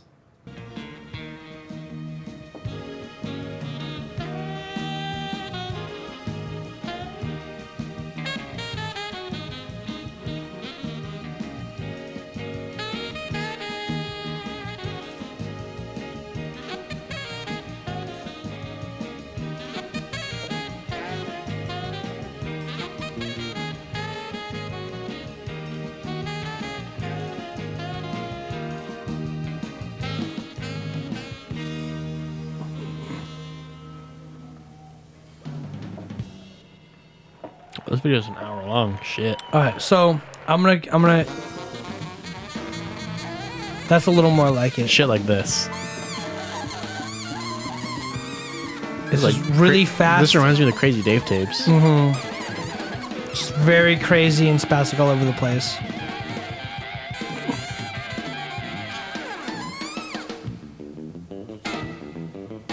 See, the rhythms are super complex and. So I guess we went from fucking smooth to rough with that kind of. Can I make a suggestion too? Skip. This guy, look up the band Sungazer. This is a YouTuber I follow. Shout out to Adam Neely. I love your music theory tutorials and all your music and everything you talk about. Pick honestly, I'd say the most popular song, or say the right say on the album. Choose any song off that album. This album sounds super complex to me. Once again, I can't play the whole It's thing. royalty free. He's not gonna fucking sue us. Trust me. Okay. He's super.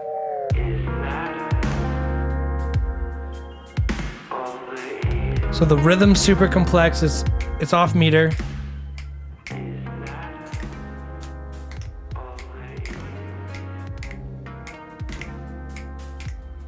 It doesn't sound that off. Well, it's not really like off, but like, hang on. It is out there. The drums are consistent, but the Definitely sounds drunk. yeah, is that the song "Drunk"? Yes. Or drank. I can't tell. I believe Probably it's drunk. This one says "Drunk."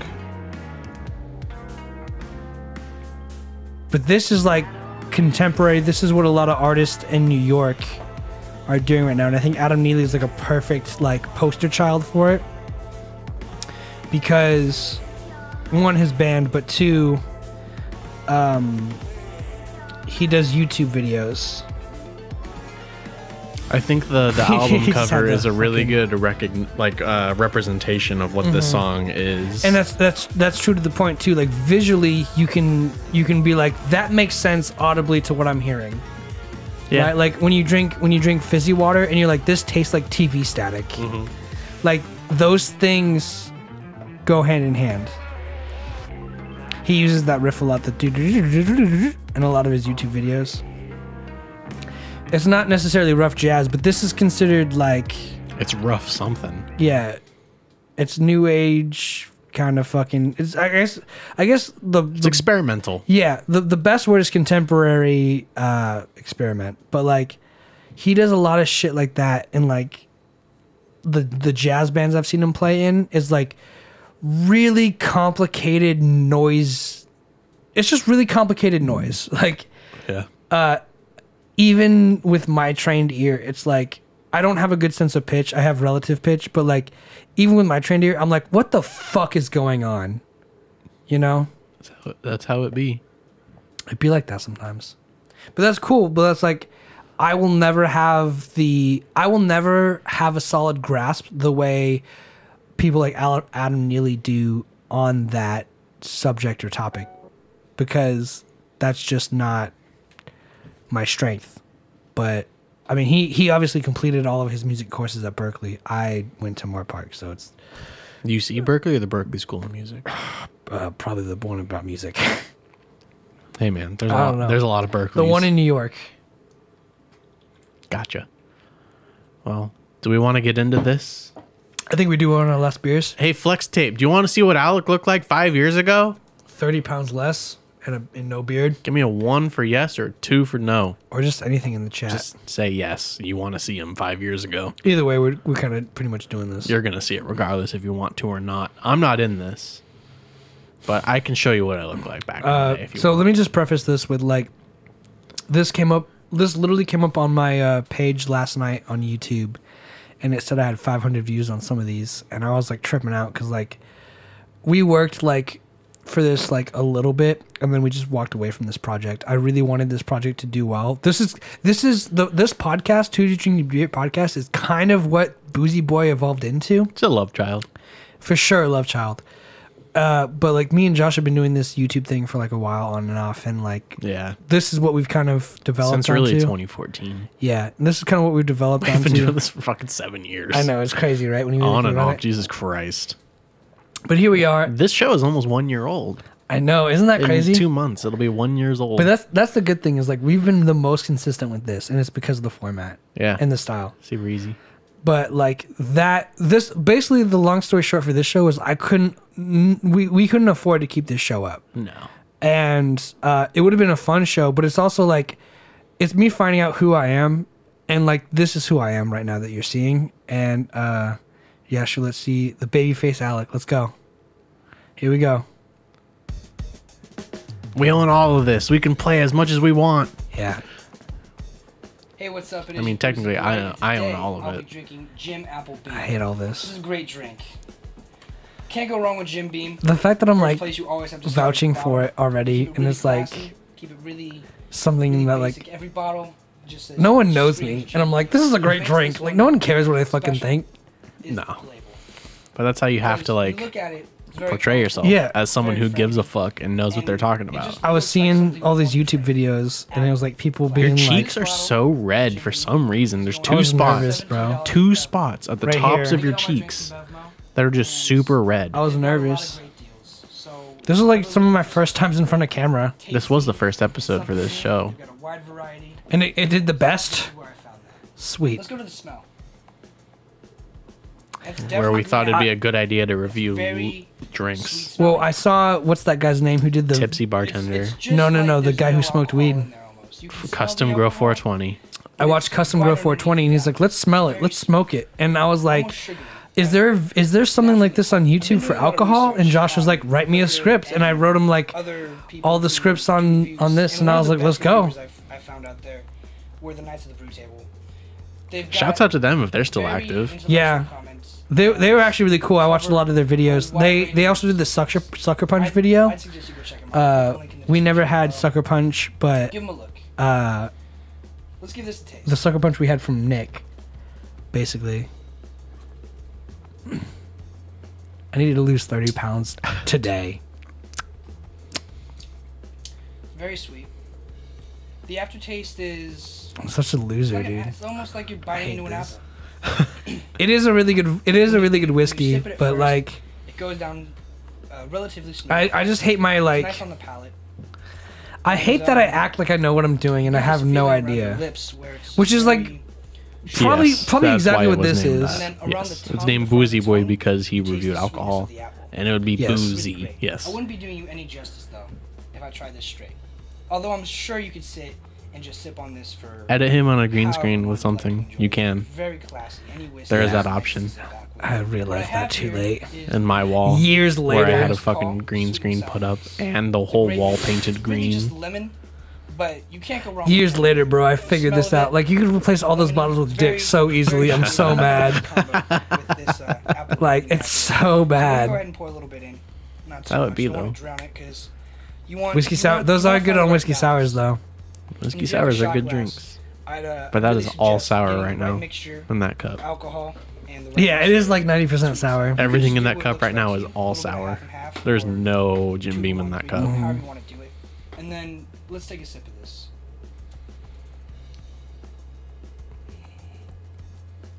That is really good. Was that you? Almost no taste of alcohol whatsoever. Very sweet, very pleasing. You could drink this. Well, yeah, because there's no Jim Beam in that cup. I'm such a loser, and I hate how I'm trying to make They're it very like an good, advertisement like and everyone else did one on of my YouTube. personal favorites. So I like bad. it with ice. Well, It is one. It is still one of my personal favorites. That's how review channels It's gonna make be, it though. colder. Yeah. It's gonna make it That's not what I more wanted it to be smooth. like, though. But like, And that's it's how gonna I make like in everything my more head. Like, that's what everyone was doing. Everything's gonna be more defined. I highly suggest getting 2 cubes, sweet and sour. And I don't just even recognize that motherfucker on the screen right now, bro. call it Where's that It's a really beanie? nice, classy drink. I still have it. Like, Sure sit you down, do. sip on I think I wore it on do what you the wanna do with it, but on the fact is episode you're 50 going with the to boys, have to right? drink this drink because I think so. It doesn't leave you with any other options. I still It's like my it. favorite choice, as it is my first choice for Boozy Boy. Like most alcohol companies, they're very proud of their name, their label. So we're just getting into history of the drink itself. Yeah.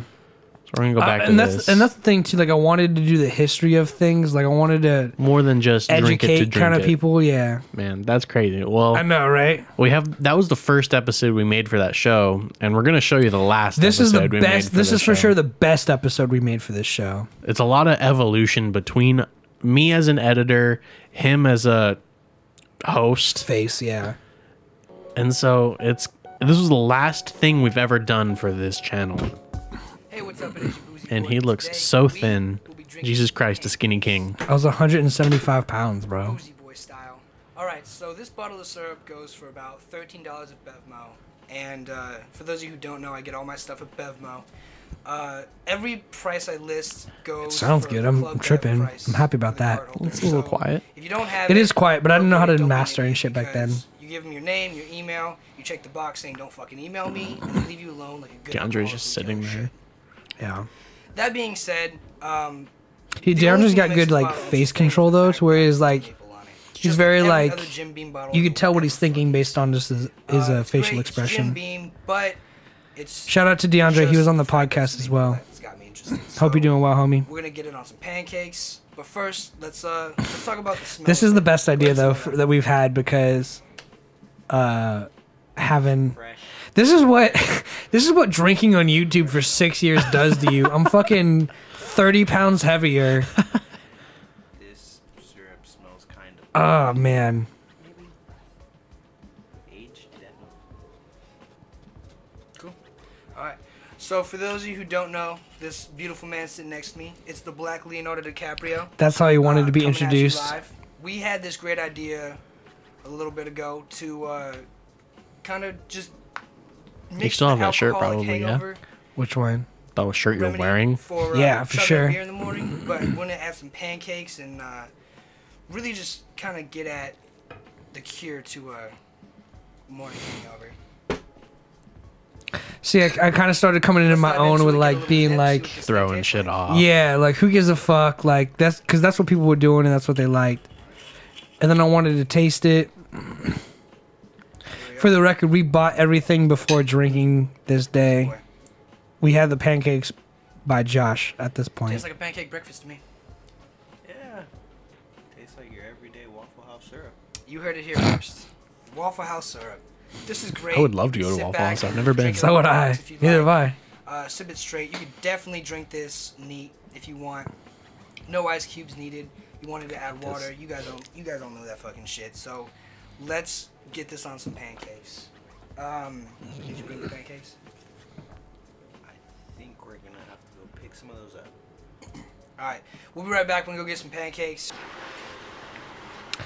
Hi, what can I get for you? Can I have 2 sets of hot cakes? This was before all day breakfast at McDonald's, by the way. Yeah. You that guys would get be pancakes at any convenient, right? time. Just those two? Yeah. scheduled for me at 6:43 at your first window. $6 for pancakes. For 2 seconds. Party on. Josh was in the back recording all secretive. And they totally saw the camera. They knew I was doing it. Well, they were probably expecting some fucking shitty prank then.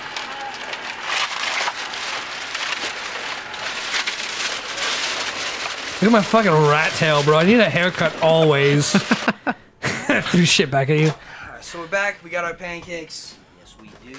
And we're going to see how good of an idea this is. Go ahead and Spoiler crack alert. the bottle open and... Do we have 2 bottles of the maple syrup? Am I tripping? Yeah. I'm like, why do I see 2 of those? Watch, look how much he puts on, and then watch how much I put on, bro. He's hesitant. More better. Watch me, bro. I fucking You go hard. douse Is that it. a little Jim Beam maple? 2 shots of vodka.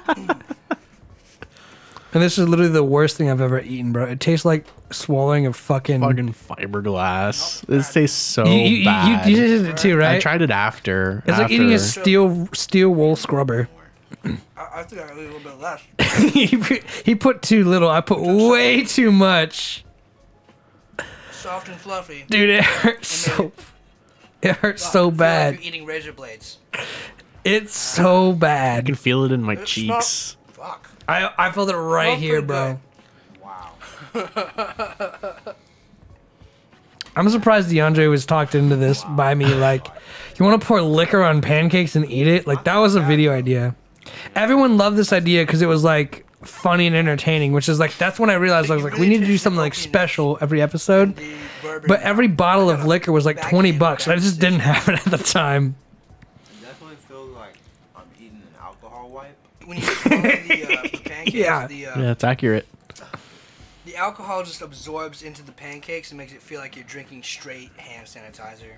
But I threw the syrup onto the table. so let's add some of this Thank you. top secret syrup. Some real syrup. Try and balance out the pH levels with acidity.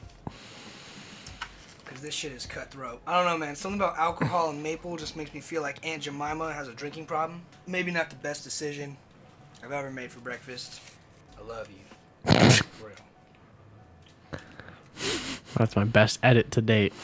Pancake dropping. Shit's fucking gross. And I still ate it. Does it? This shit bussin'. This shit bussin', bro. It's like razor blades. It literally tricked my mind into making me think it was like hot. That's how fucking itchy it's making the inside of my throat. Mm-hmm. You're on a pancake down, damn. Ah, blue on it again. Because it's hot. It's hot, but it's not. We've definitely thought about it. I definitely would. Alcohol wipe. Yeah. It's But- kind of what really this show has become. I wouldn't mind it. Yeah, that guy. That was Custom Grow 420. That's what inspired all that. Feel He's a like meme. If you ever like saw a dead cat in the road and just picked it up and started eating it, you get that feeling like it feels like you're eating cat hair. You just like a ton of hair in your throat. I'm feeling like a Dude, that's like, I still feel that. Yeah. I just This is swallowed you'll never forget this. Like you just licked the. This floor is of the something garage that once you've Yes. eaten, you'll after always spilling some taste. fucking oil. Yeah, something definitely black and slimy.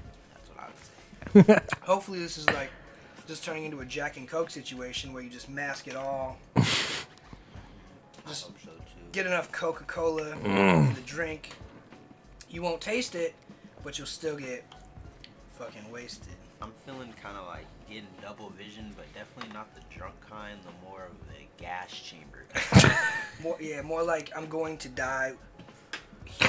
DeAndre's one of the funniest people I know, by the way. It's just soaked in pancakes now.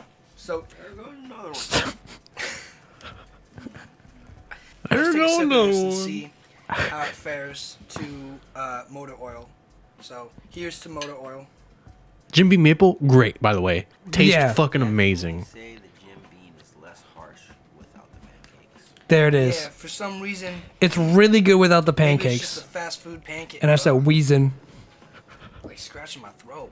I feel like something It hurts so bad. Do Yeah, not like put something it definitely on wants- food. It really Like a cut your dead throat. rabbit or something. it's not feeling. Yeah, it tastes hairy. I don't know how to describe it. It's rough. It feels Fresh rough. Straight. It's not bad. I think the more you sip it, the better it gets straight. Yeah, definitely. As far Don't as put it on- syrup goes, Put it on food. I'm definitely gonna be sticking to syrup. What do you think of this? And then what do you think of this with this? And how is it gonna affect you down the road?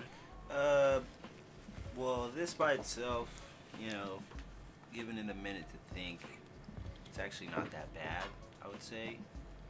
A little on the tree bark side, as you said. This with this. FlexTape, do you know about CGMP? My children to do it. Are we doing that? But hey, I can. I gotta take a piss first. Can I take a piss before we? Of course. In fact, you can't knock it till you try it, and that's why we tried it, and now we're fucking. You know about CGMP or Cows Go Moo Productions? Either or. can't. You Nope. can't Oh, knock okay. Well, you're gonna learn You're gonna today. learn. You're gonna learn today. You're gonna learn today, Just, buddy. This is our first venture. That's a good thing though. Like, This is our second venture. I'm gonna show you our first venture. This is number 3. So right now is I don't remember that. I've come to talk with you again. Great edits, into a man. throwback Thanks for watching episode. Boozy Yes. Boy. Tune in next time. Now that we have when technology. eat a porcupine. It is kind of yeah. Until next time, keep drinking. Shit! I hit the wrong fucking thing. We're not starting suck. soon. We've already started. I'm gonna take a piss and you're Duh. gonna figure your shit out. Well, it's easy. I just click this one button, and then I go to this button, and then I click this. All right. Well, let me just say real quick Go before. Hang on. Noobs. Sorry. I would absolutely do something like that again. I definitely think it'd be a guest thing, like a kind of like what's it, epic mealtime kind of thing. I've loved having guests in the podcast and everything, and I realized that's kind of what makes everything just a little bit more special. If I could do something like that with people who've been on the show before, on the podcast, I'd love to do it. Honestly, do like a Boozy Boy special. I'd absolutely do it again, but like it's just really expensive to buy a new bottle of liquor every time, and like we didn't have the resources then. We could probably figure it out now, but like it'd really take a lot of work. All right, I'll be right back. Find a video and we'll indulge. You know it. Yeah, we need a guest live episode. Well, we're working on getting guests. We don't know that many people, and having repeat guests is fun and all. Like we've had Wasabi Plug on this show like 6 times, but not saying he's a bad guest, but it gets old sometimes. We need new content. So we're open. We're looking. We were gonna have Alec's brother on the show, but he's only available very rarely. He's a busy man, and I'm not. It's nice because Alec has this open availability, but I'm still hard to get a hold of with my current schedule. It's pretty unfortunate, but we're looking to get more guests. We're always open. To most people who want to be on the show. We're not too picky. And so what you're about to see is our first sort of business venture. And CGMP, a little bit of my history is that my gamer tag has always been like Cows Go Moo. Not always been. My first gamer tag ever was actually State Domination. It was gay as fuck. I think that's way cooler than fucking Cows Go Moo. State Domination? Yeah, that's way dope. That's lame. That is cringe. So I changed it to Cows Go Moo. And then I changed it to a Poisonous Apple. And then I switched it back to Cows Go Moo, but I lost the spelling because someone else took it from me, so I'm kind of sad. But then I've been Cows Go Moo for Ever. like 15 years, basically. My entire life, my online life, I've been Cows Go Moo. So I started a production company called Cows Go Moo Productions, CGMP. This is one of my favorite videos we've ever done. Which one is this? Not subliminal messages. The fucking 70s porno intro music. And then all the cuts flying through the screen of the videos we never made. With all the bezels. And all the embage. Jesus Christ. I usually am not able to listen to this 30-second intro clip, but right now I don't mind it.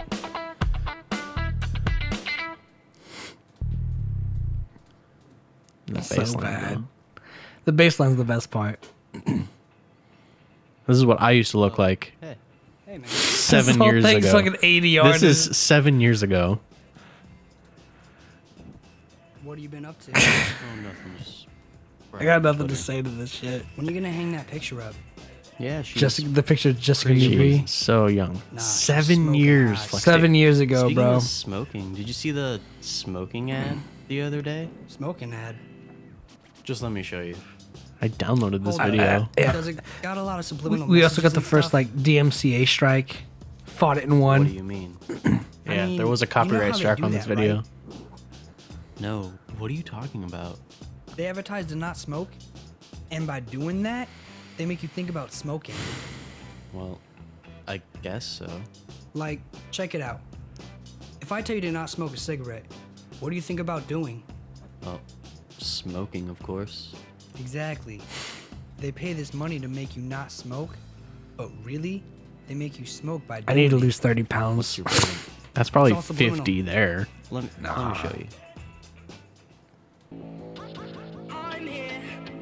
This is a real ad, by the way, that Truth ran. This is my favorite editing, for sure. It was the cleanest. Straight vibe. I remember that.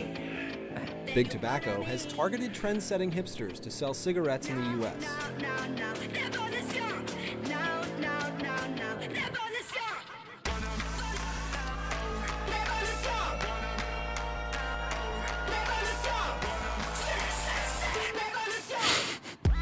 Of course, they have to use dubstep. What's wrong with dubstep?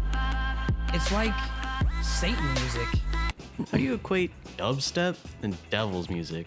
Are you kidding me? Every beat drop is like a satanic message. All I hear is a good tune. You ever seen someone play a record backwards, and when he plays backwards, it has a secret message on it? I suppose. I'm sure if you play the song backwards, it contains a message. Let's see.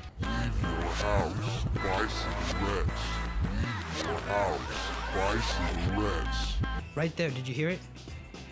Yeah, I just hear good music. You didn't hear it?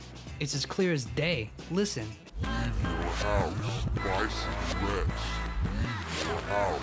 You really didn't hear that? Nah, man. I just This is hear a porno fat-ass quality. beat. Yeah. Yeah. The acting is really bad. We're not actors, man. We're the idea guys. What do you wanna do I don't know what to tell you. I don't know. I'm a creative type, but not that creative type. You want to leave the house and buy cigarettes? Never smoked before. Why not? Cool.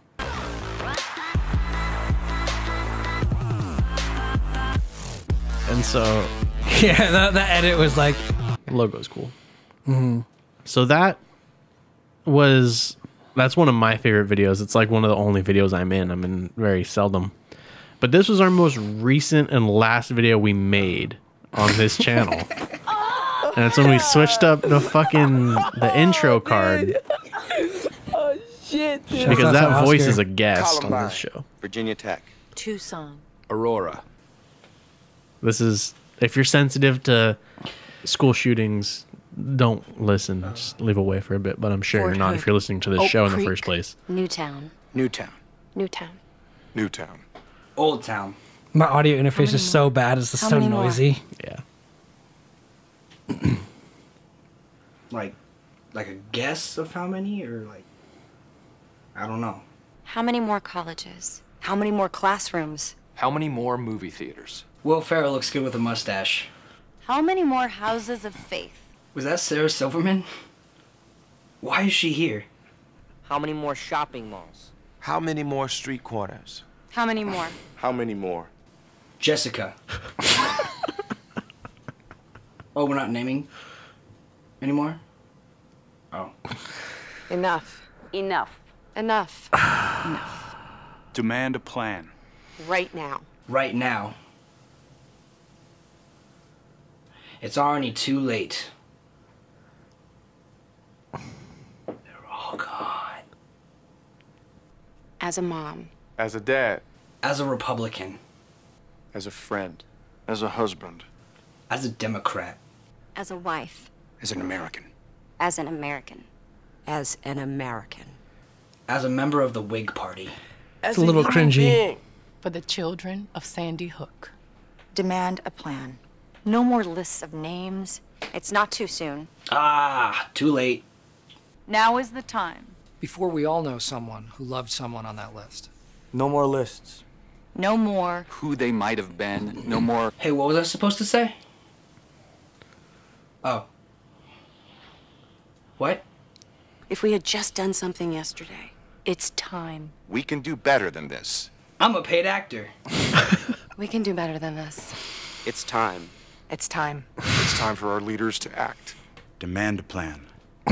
Right now. Is that the midget from the Hunger Games? Right now. You! Demand it! Enough. Enough. Enough. Pedophiles. Enough. 2 for $10 at Burger King. 2 for $10 at Burger King. As a member of the Whig Party. So that was our last video we've ever made. And Our that's last skit. And that's where we decided to stop. It's a good one. It's a little insensitive. It's super insensitive. But, you know, it was right around time, right after like a big school shooting. Which one? You name it. Doesn't matter. There was a lot that year. But they made this PSA and we're like, let's parody it. Parody it to fuck. It was so easy, dude. I was like, can we do that? Because it's like just a great, yeah. And you're like, yeah, it's grayscale and super easy.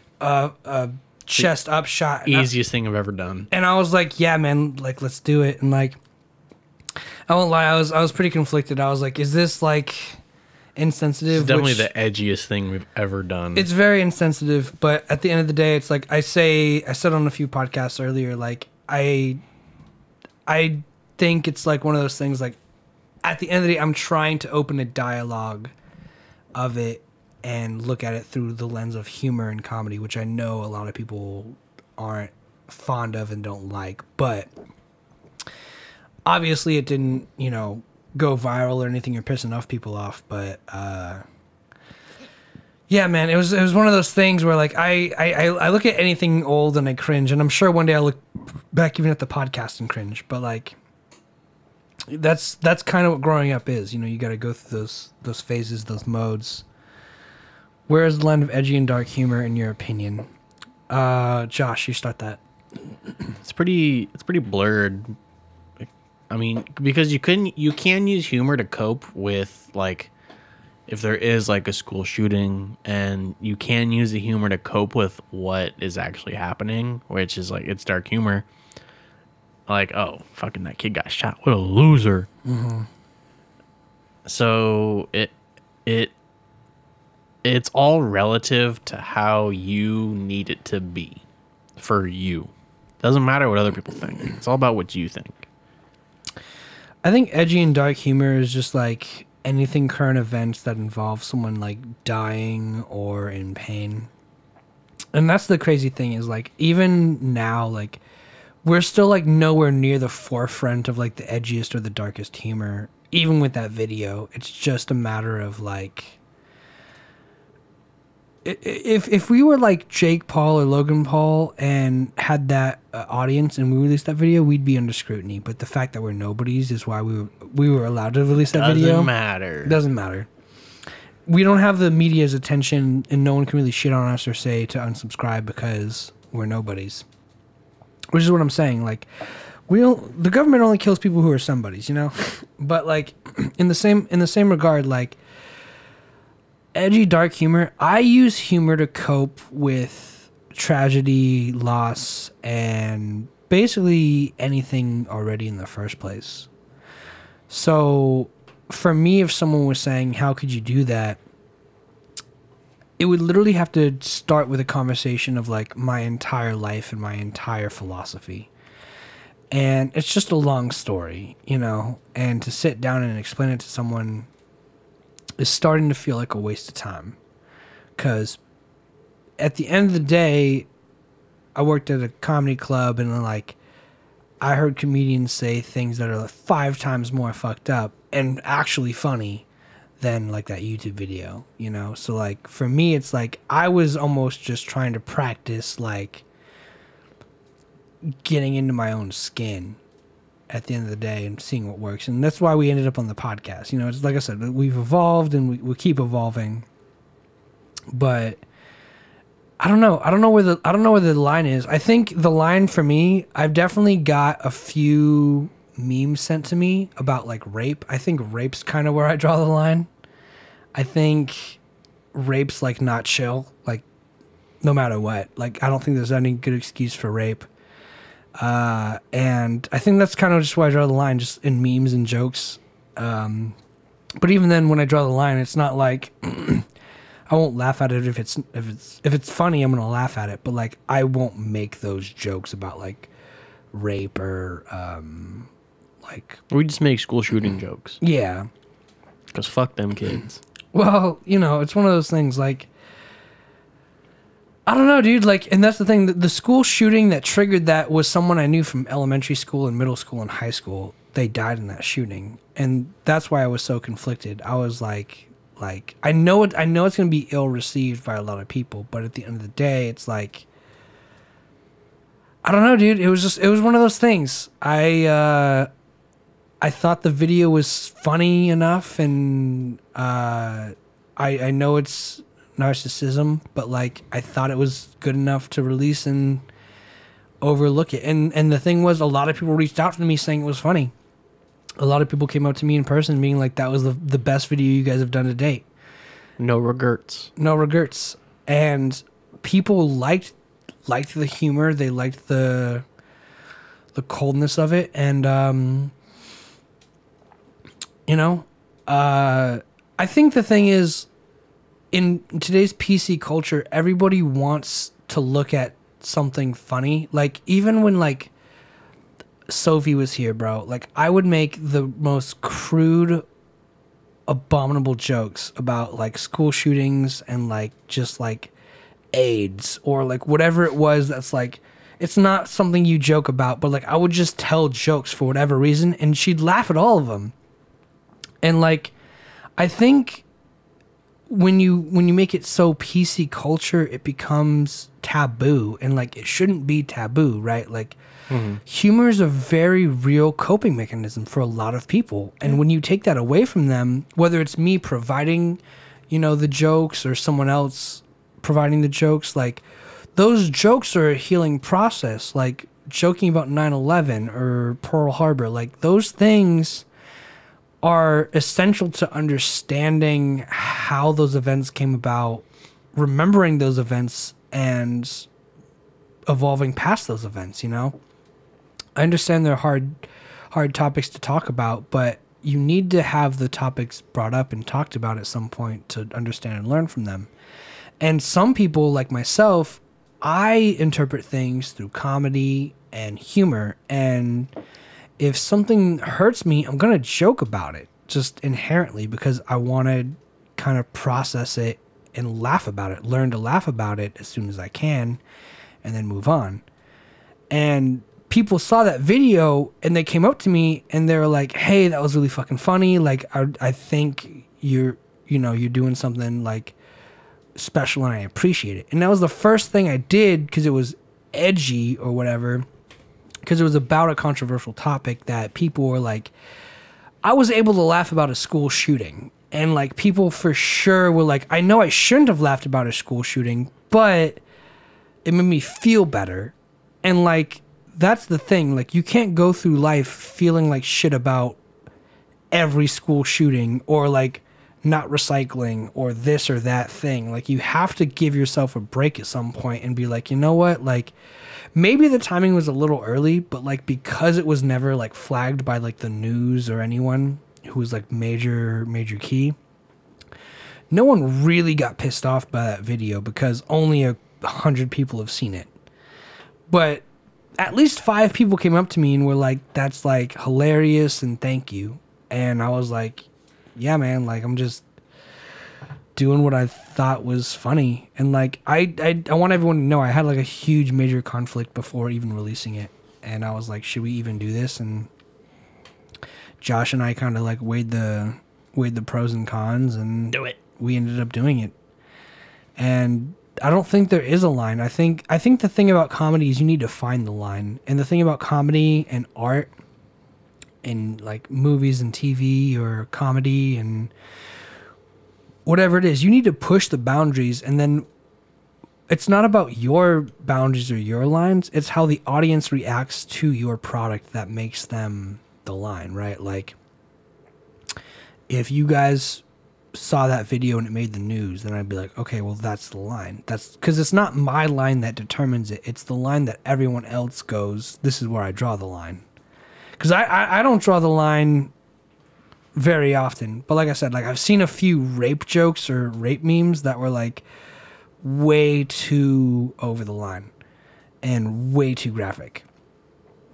But at the same time, like there are memes of rape and abuse that are palatable, and obviously rape victims would not appreciate those things, but some rape victims, if they have the same personality type or same sense of humor I do, might need it in a sense that they get a new understanding or a way of processing that feeling and can now move on in their life with it. You know, there's no right answer. It's like the line isn't drawn by the person who makes the joke or the video. It's drawn by the people who see the art or see the video or see the movie or whatever it is. The important thing is that you continually make jokes and make art and create, and then everyone's going to decide where the line is based on how they react. Yes, to answer your question, Flex Tape, I would. I would absolutely love to collaborate with other creators. The thing is, we're small. We're very small. So not a lot of people know who we are. Mm-hmm. I've gotten exposure before, but that was a one-off thing. I'm working on it again. Yeah. You know, that's money. Besides the point. If given the opportunity, I would love to collaborate with other people. Who would you love to collaborate with? I want to have Wubby on the show. Wubby would be fucking awesome. That would be super cool. But do I see that realistically happening right now? No. Maybe Too early. In the way distant future when he's irrelevant? Maybe, sure. Yeah. Burn. I mean, that's just how things go. Yeah. But yes, I would like to collaborate with other people. That'd be cool. I would obviously love and be open to collaborations with a bunch of people, but my main focus would be more guest appearances and more fun ideas for the viewers, exclusive to the show, which, well, that is collaboration. All right. Well, yeah. Having someone else on the show is collaborating. Then I'm 100% open to collaboration of any form, but like I would like to make the form of collaboration be like guest appearances. Like I want to feel like yeah. That's what I would do for collaborations or creators. But yeah. She need to send that email one of these days. One day you'll have the courage after a few more IPAs. I mean, I have the courage. I just haven't sat down to write it. Fair enough. I'm not a bitch. I'll do it. Bitch. I'll send it with no remorse. All right. I went live yesterday and I missed it. Oh, Who? well. Wubby did. Oh. He went live yesterday. Oh, well.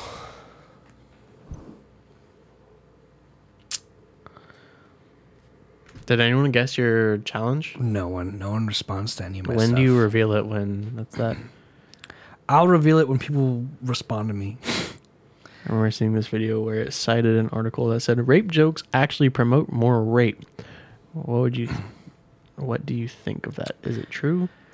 Can I answer your question with a question? What do you think about people saying violent video games promote violence? I think it does. Okay, so whenever anything gets in the news, it's definitely highlighting it as a topic. And if people choose to like, oh shit, like I haven't done that in a while. I haven't raped in a while. Yeah, it's like fuck. It's been like a hot minute. Might as well. And then sure, it can't. There's always going to be that people who are like, fuck that. People where it's like, I haven't done that. Let's try it. Or I haven't done that in a while. Might as well do it again. There's always going to be those people in society. It's inevitable. So I wouldn't say it promotes it. It just kind of happens as a byproduct. My take on it, unintentional. My take on it is pretty much always in line with things like mental health, right? Like, I think people are born with mental issues where they think, people cut themselves for pleasure or physically harm themselves for, sexual pleasure. That's a thing. And that's not normal in a community. And I think that's the issue, is like, I couldn't imagine being with someone and having them be like, let me hurt myself or let me hurt you because that will help me orgasm. That's weird. Gross. And I get it, like, everyone's got their own like little kink, and I'm not like trying to kink shame, but like there is a line that has to be drawn, right? I'll Like, kink shame you. That's gross. like if there's someone you're in bed with and they're like, I would really love it if, like, can I just like cut you a little bit? Like, I need to see a little bit of your blood. Piss on me. Yeah, or like piss on me. Like there's certain lines that will, like, those obviously start with consent. Like, I couldn't imagine someone being just doing it first of all. I was like, what the fuck are you doing? You should really set those boundaries. For people who find themselves in those scenarios, like, it's okay to say no to things. Don't feel pressured to do something you're not comfortable with. Yes. And if someone says, let me do something gross to you or let me physically harm you, and you don't want to do it, say no. And then if they do that, then they raped you and you put them in jail. Then there's a huge issue, and they had no right to do that. If you open the door to it and then you don't like it down the road, that's a different issue, but an issue nevertheless. I think things like people who do school shootings or commit murder or what's it called? Like people who love physical harm to get sexual arousal. There's people who like murder for masochists, or the other one, sadists. Sadists, yeah, whatever the term is. Like, there's people who have that mentality because they're born with it, and I think there's no easy answer to that. That's the shitty thing, is like, I don't think it's right. And there's people who would defend that and say I'm kink shaming. But at the end of the day, if you're hurting someone... It's a sadist. A sadist? Sadist. Sadist? If you're hurting someone and they're saying not to hurt them, then, like, that's obviously an issue. And it's the same thing with, like, people who murder. Or masochist, either or. Or masochist. Like, people who murder, they're like... Some people have, like, sexual pleasure from it. And that's a hard conversation to have, because it's a weird conversation to be like, why did you murder this person? And you're like, it gave me a boner. Or like, whatever. Like, it's fucking weird. But like, I think it's a mental illness problem 99% of the time. I think a very slim majority of the time, someone's killing because they think it's like... pretty cool. Yeah. But even then, it's like, if you think killing's justified or cool or fun, like, that is probably just another gateway to a mental disorder where you're just an unstable person. So I don't think there's an answer to that, to where it's like rape jokes promote rape, or murderous video games or murderous TV shows promote murder. I think it's just part of mental illness. And if you point out the fact of, like, there's more shootings in America or this or that to whatever, I think murder is murder, man. And I think whether it's gun violence or knife violence or rape or whatever, like, it's all unjustifiable. And that's the thing, right? At the end of the day, there is no justification for it. You can't say it's my kink. You can't say it gets me off. You can't say it's just what I believe. At some point, the majority of people are like, yeah, don't kill me. That's not cool. So at the end of the day, it is unjustifiable. And it needs to be said as it's unjustifiable. And it needs to be handled. And I don't think there's anyone who says, well, I heard a rape joke and I thought it was funny, so I raped someone. Or I heard a murder joke and I thought it was funny, so I murdered someone. I don't think that's the case here or ever. I think people who are murderers are born and they have something wrong with them, mentally, physically, chemically, whatever it is that makes them believe those things, and that's what it is. I think they'll always exist. And yeah, and they always will. If they see something that will be like, oh, I want to try that, they might as well. Yeah, dude. Well, I mean, not they might as well, but they'll do it anyway. Yeah, I mean, imagine how many people have seen like the Crazy Dave's tapes, and they're like, "Oh my god!" Like, monkey see, monkey do. Yeah, like all of a sudden, I see someone get their head crushed, and then see someone like eat shit, and then someone like, and they do it. Yeah, and they're like, that kind of turned me on. Like, I can understand the circumstance of someone feeling that, but it's at the end of the day, you can never justify it by saying it's my kink or my this or my that. Mm-hmm. At the end of the day, people almost unanimously will say, hey, don't have sex with people who don't want you to have sex with them. Hey, don't take someone's life because they have the right to live. Hey, don't steal someone's property because their property is theirs. Like, at the end of the day, there's so many things where people will be like, yeah, that would suck if it happened to me, so let's not do it to everybody else. And treat others how you want to be treated. And it comes down to that basic idea of like, yo, man, if you hear a rape joke and you're like, I'm gonna rape somebody, there's something fucking wrong with you, because no one should hear a rape joke and be like, yeah, I'm gonna rape somebody. They should be like, huh. Like, I think the initial reaction is like, I shouldn't be laughing at this joke, but it's funny. That's the reaction you should be shooting for. And if you're laughing at the joke and be like, yeah, that sounds like fun, I'll try it out, then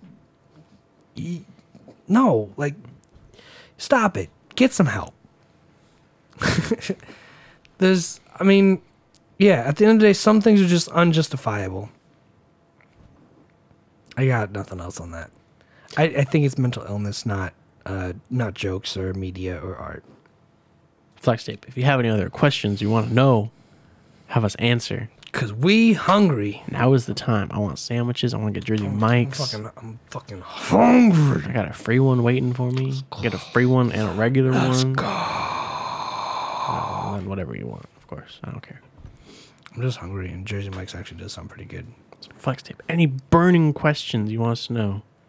Or you want to know about us, or have us answer, or get our opinions on. And if not, man, thanks for hanging out with us all the time and like being a real one and always here. And I still want to fucking know who you are. We fucking appreciate it, man. Yeah, it seems like you know us, or like you're definitely in the area, which is like cool if you don't want to give your identity, but or like, you're very observant. Yeah, but thanks. Yeah, probably just Googled it. But thanks for like just always hanging out, man. Being a cool dude. At the end of the day. Oh, I did make a Discord, like you said. I have here we go. Do I know how to share it? No, I don't. I think it's just a link. It is a link. I don't know what that said. Here, invite your friends. Throw it in the chat. I can't read that at all. Just copy the green button. Copy. The green button. Oh, I guess the purple button. The green one was invite. What does this say? Control V. Well, that didn't copy anything at all. Yeah, that's cool. Flex Tapes. Oh, there's there it is. There's our Discord. It's there. Are we gonna start doing the Discord? I mean, I'm in it. Okay. If you want to be in it, go ahead. Do your own thing. Do what you want, because a pirate is free. You are a pirate. So that's there. You know, if you want to join it, go ahead. If you don't, I won't be offended. That's just me in it. Oh, yeah. Shit, he's in there. Dio. It's Junior. I know that for a fact. Sweet. Just based on your Discord name. Yep, I got you. Thanks, Flex Tape. Thanks, Dio. You've been a real one, homie. Damn. Exposed. So when you say you're smoking that little vape. Smart. Nice. You do you, bro. I got what I wanted at the end. Yeah. Fucking baited him with the fucking Discord. Well, now I know. Thanks for chilling. Thanks for kicking it. Always. Yeah. Well, I guess we'll do a video where we're smoking. One of these days. Hello. In the type and shit channel. Hi. We live. Ending soon, BB. Yeah, we can get some food. We don't talk about that. We don't talk about nothing. I don't know what you're talking about, boy. So yeah, we're gonna wrap this up real quick here. And by real quick, I mean right now. So yeah, Hi, I'm Josh. I'm Alec. Thanks for hanging out with us. Someone just heard that. I don't know what you're talking about, buddy. I don't know why I'm taking off my headphones because I can do it right here. Have a good day, people. Bye.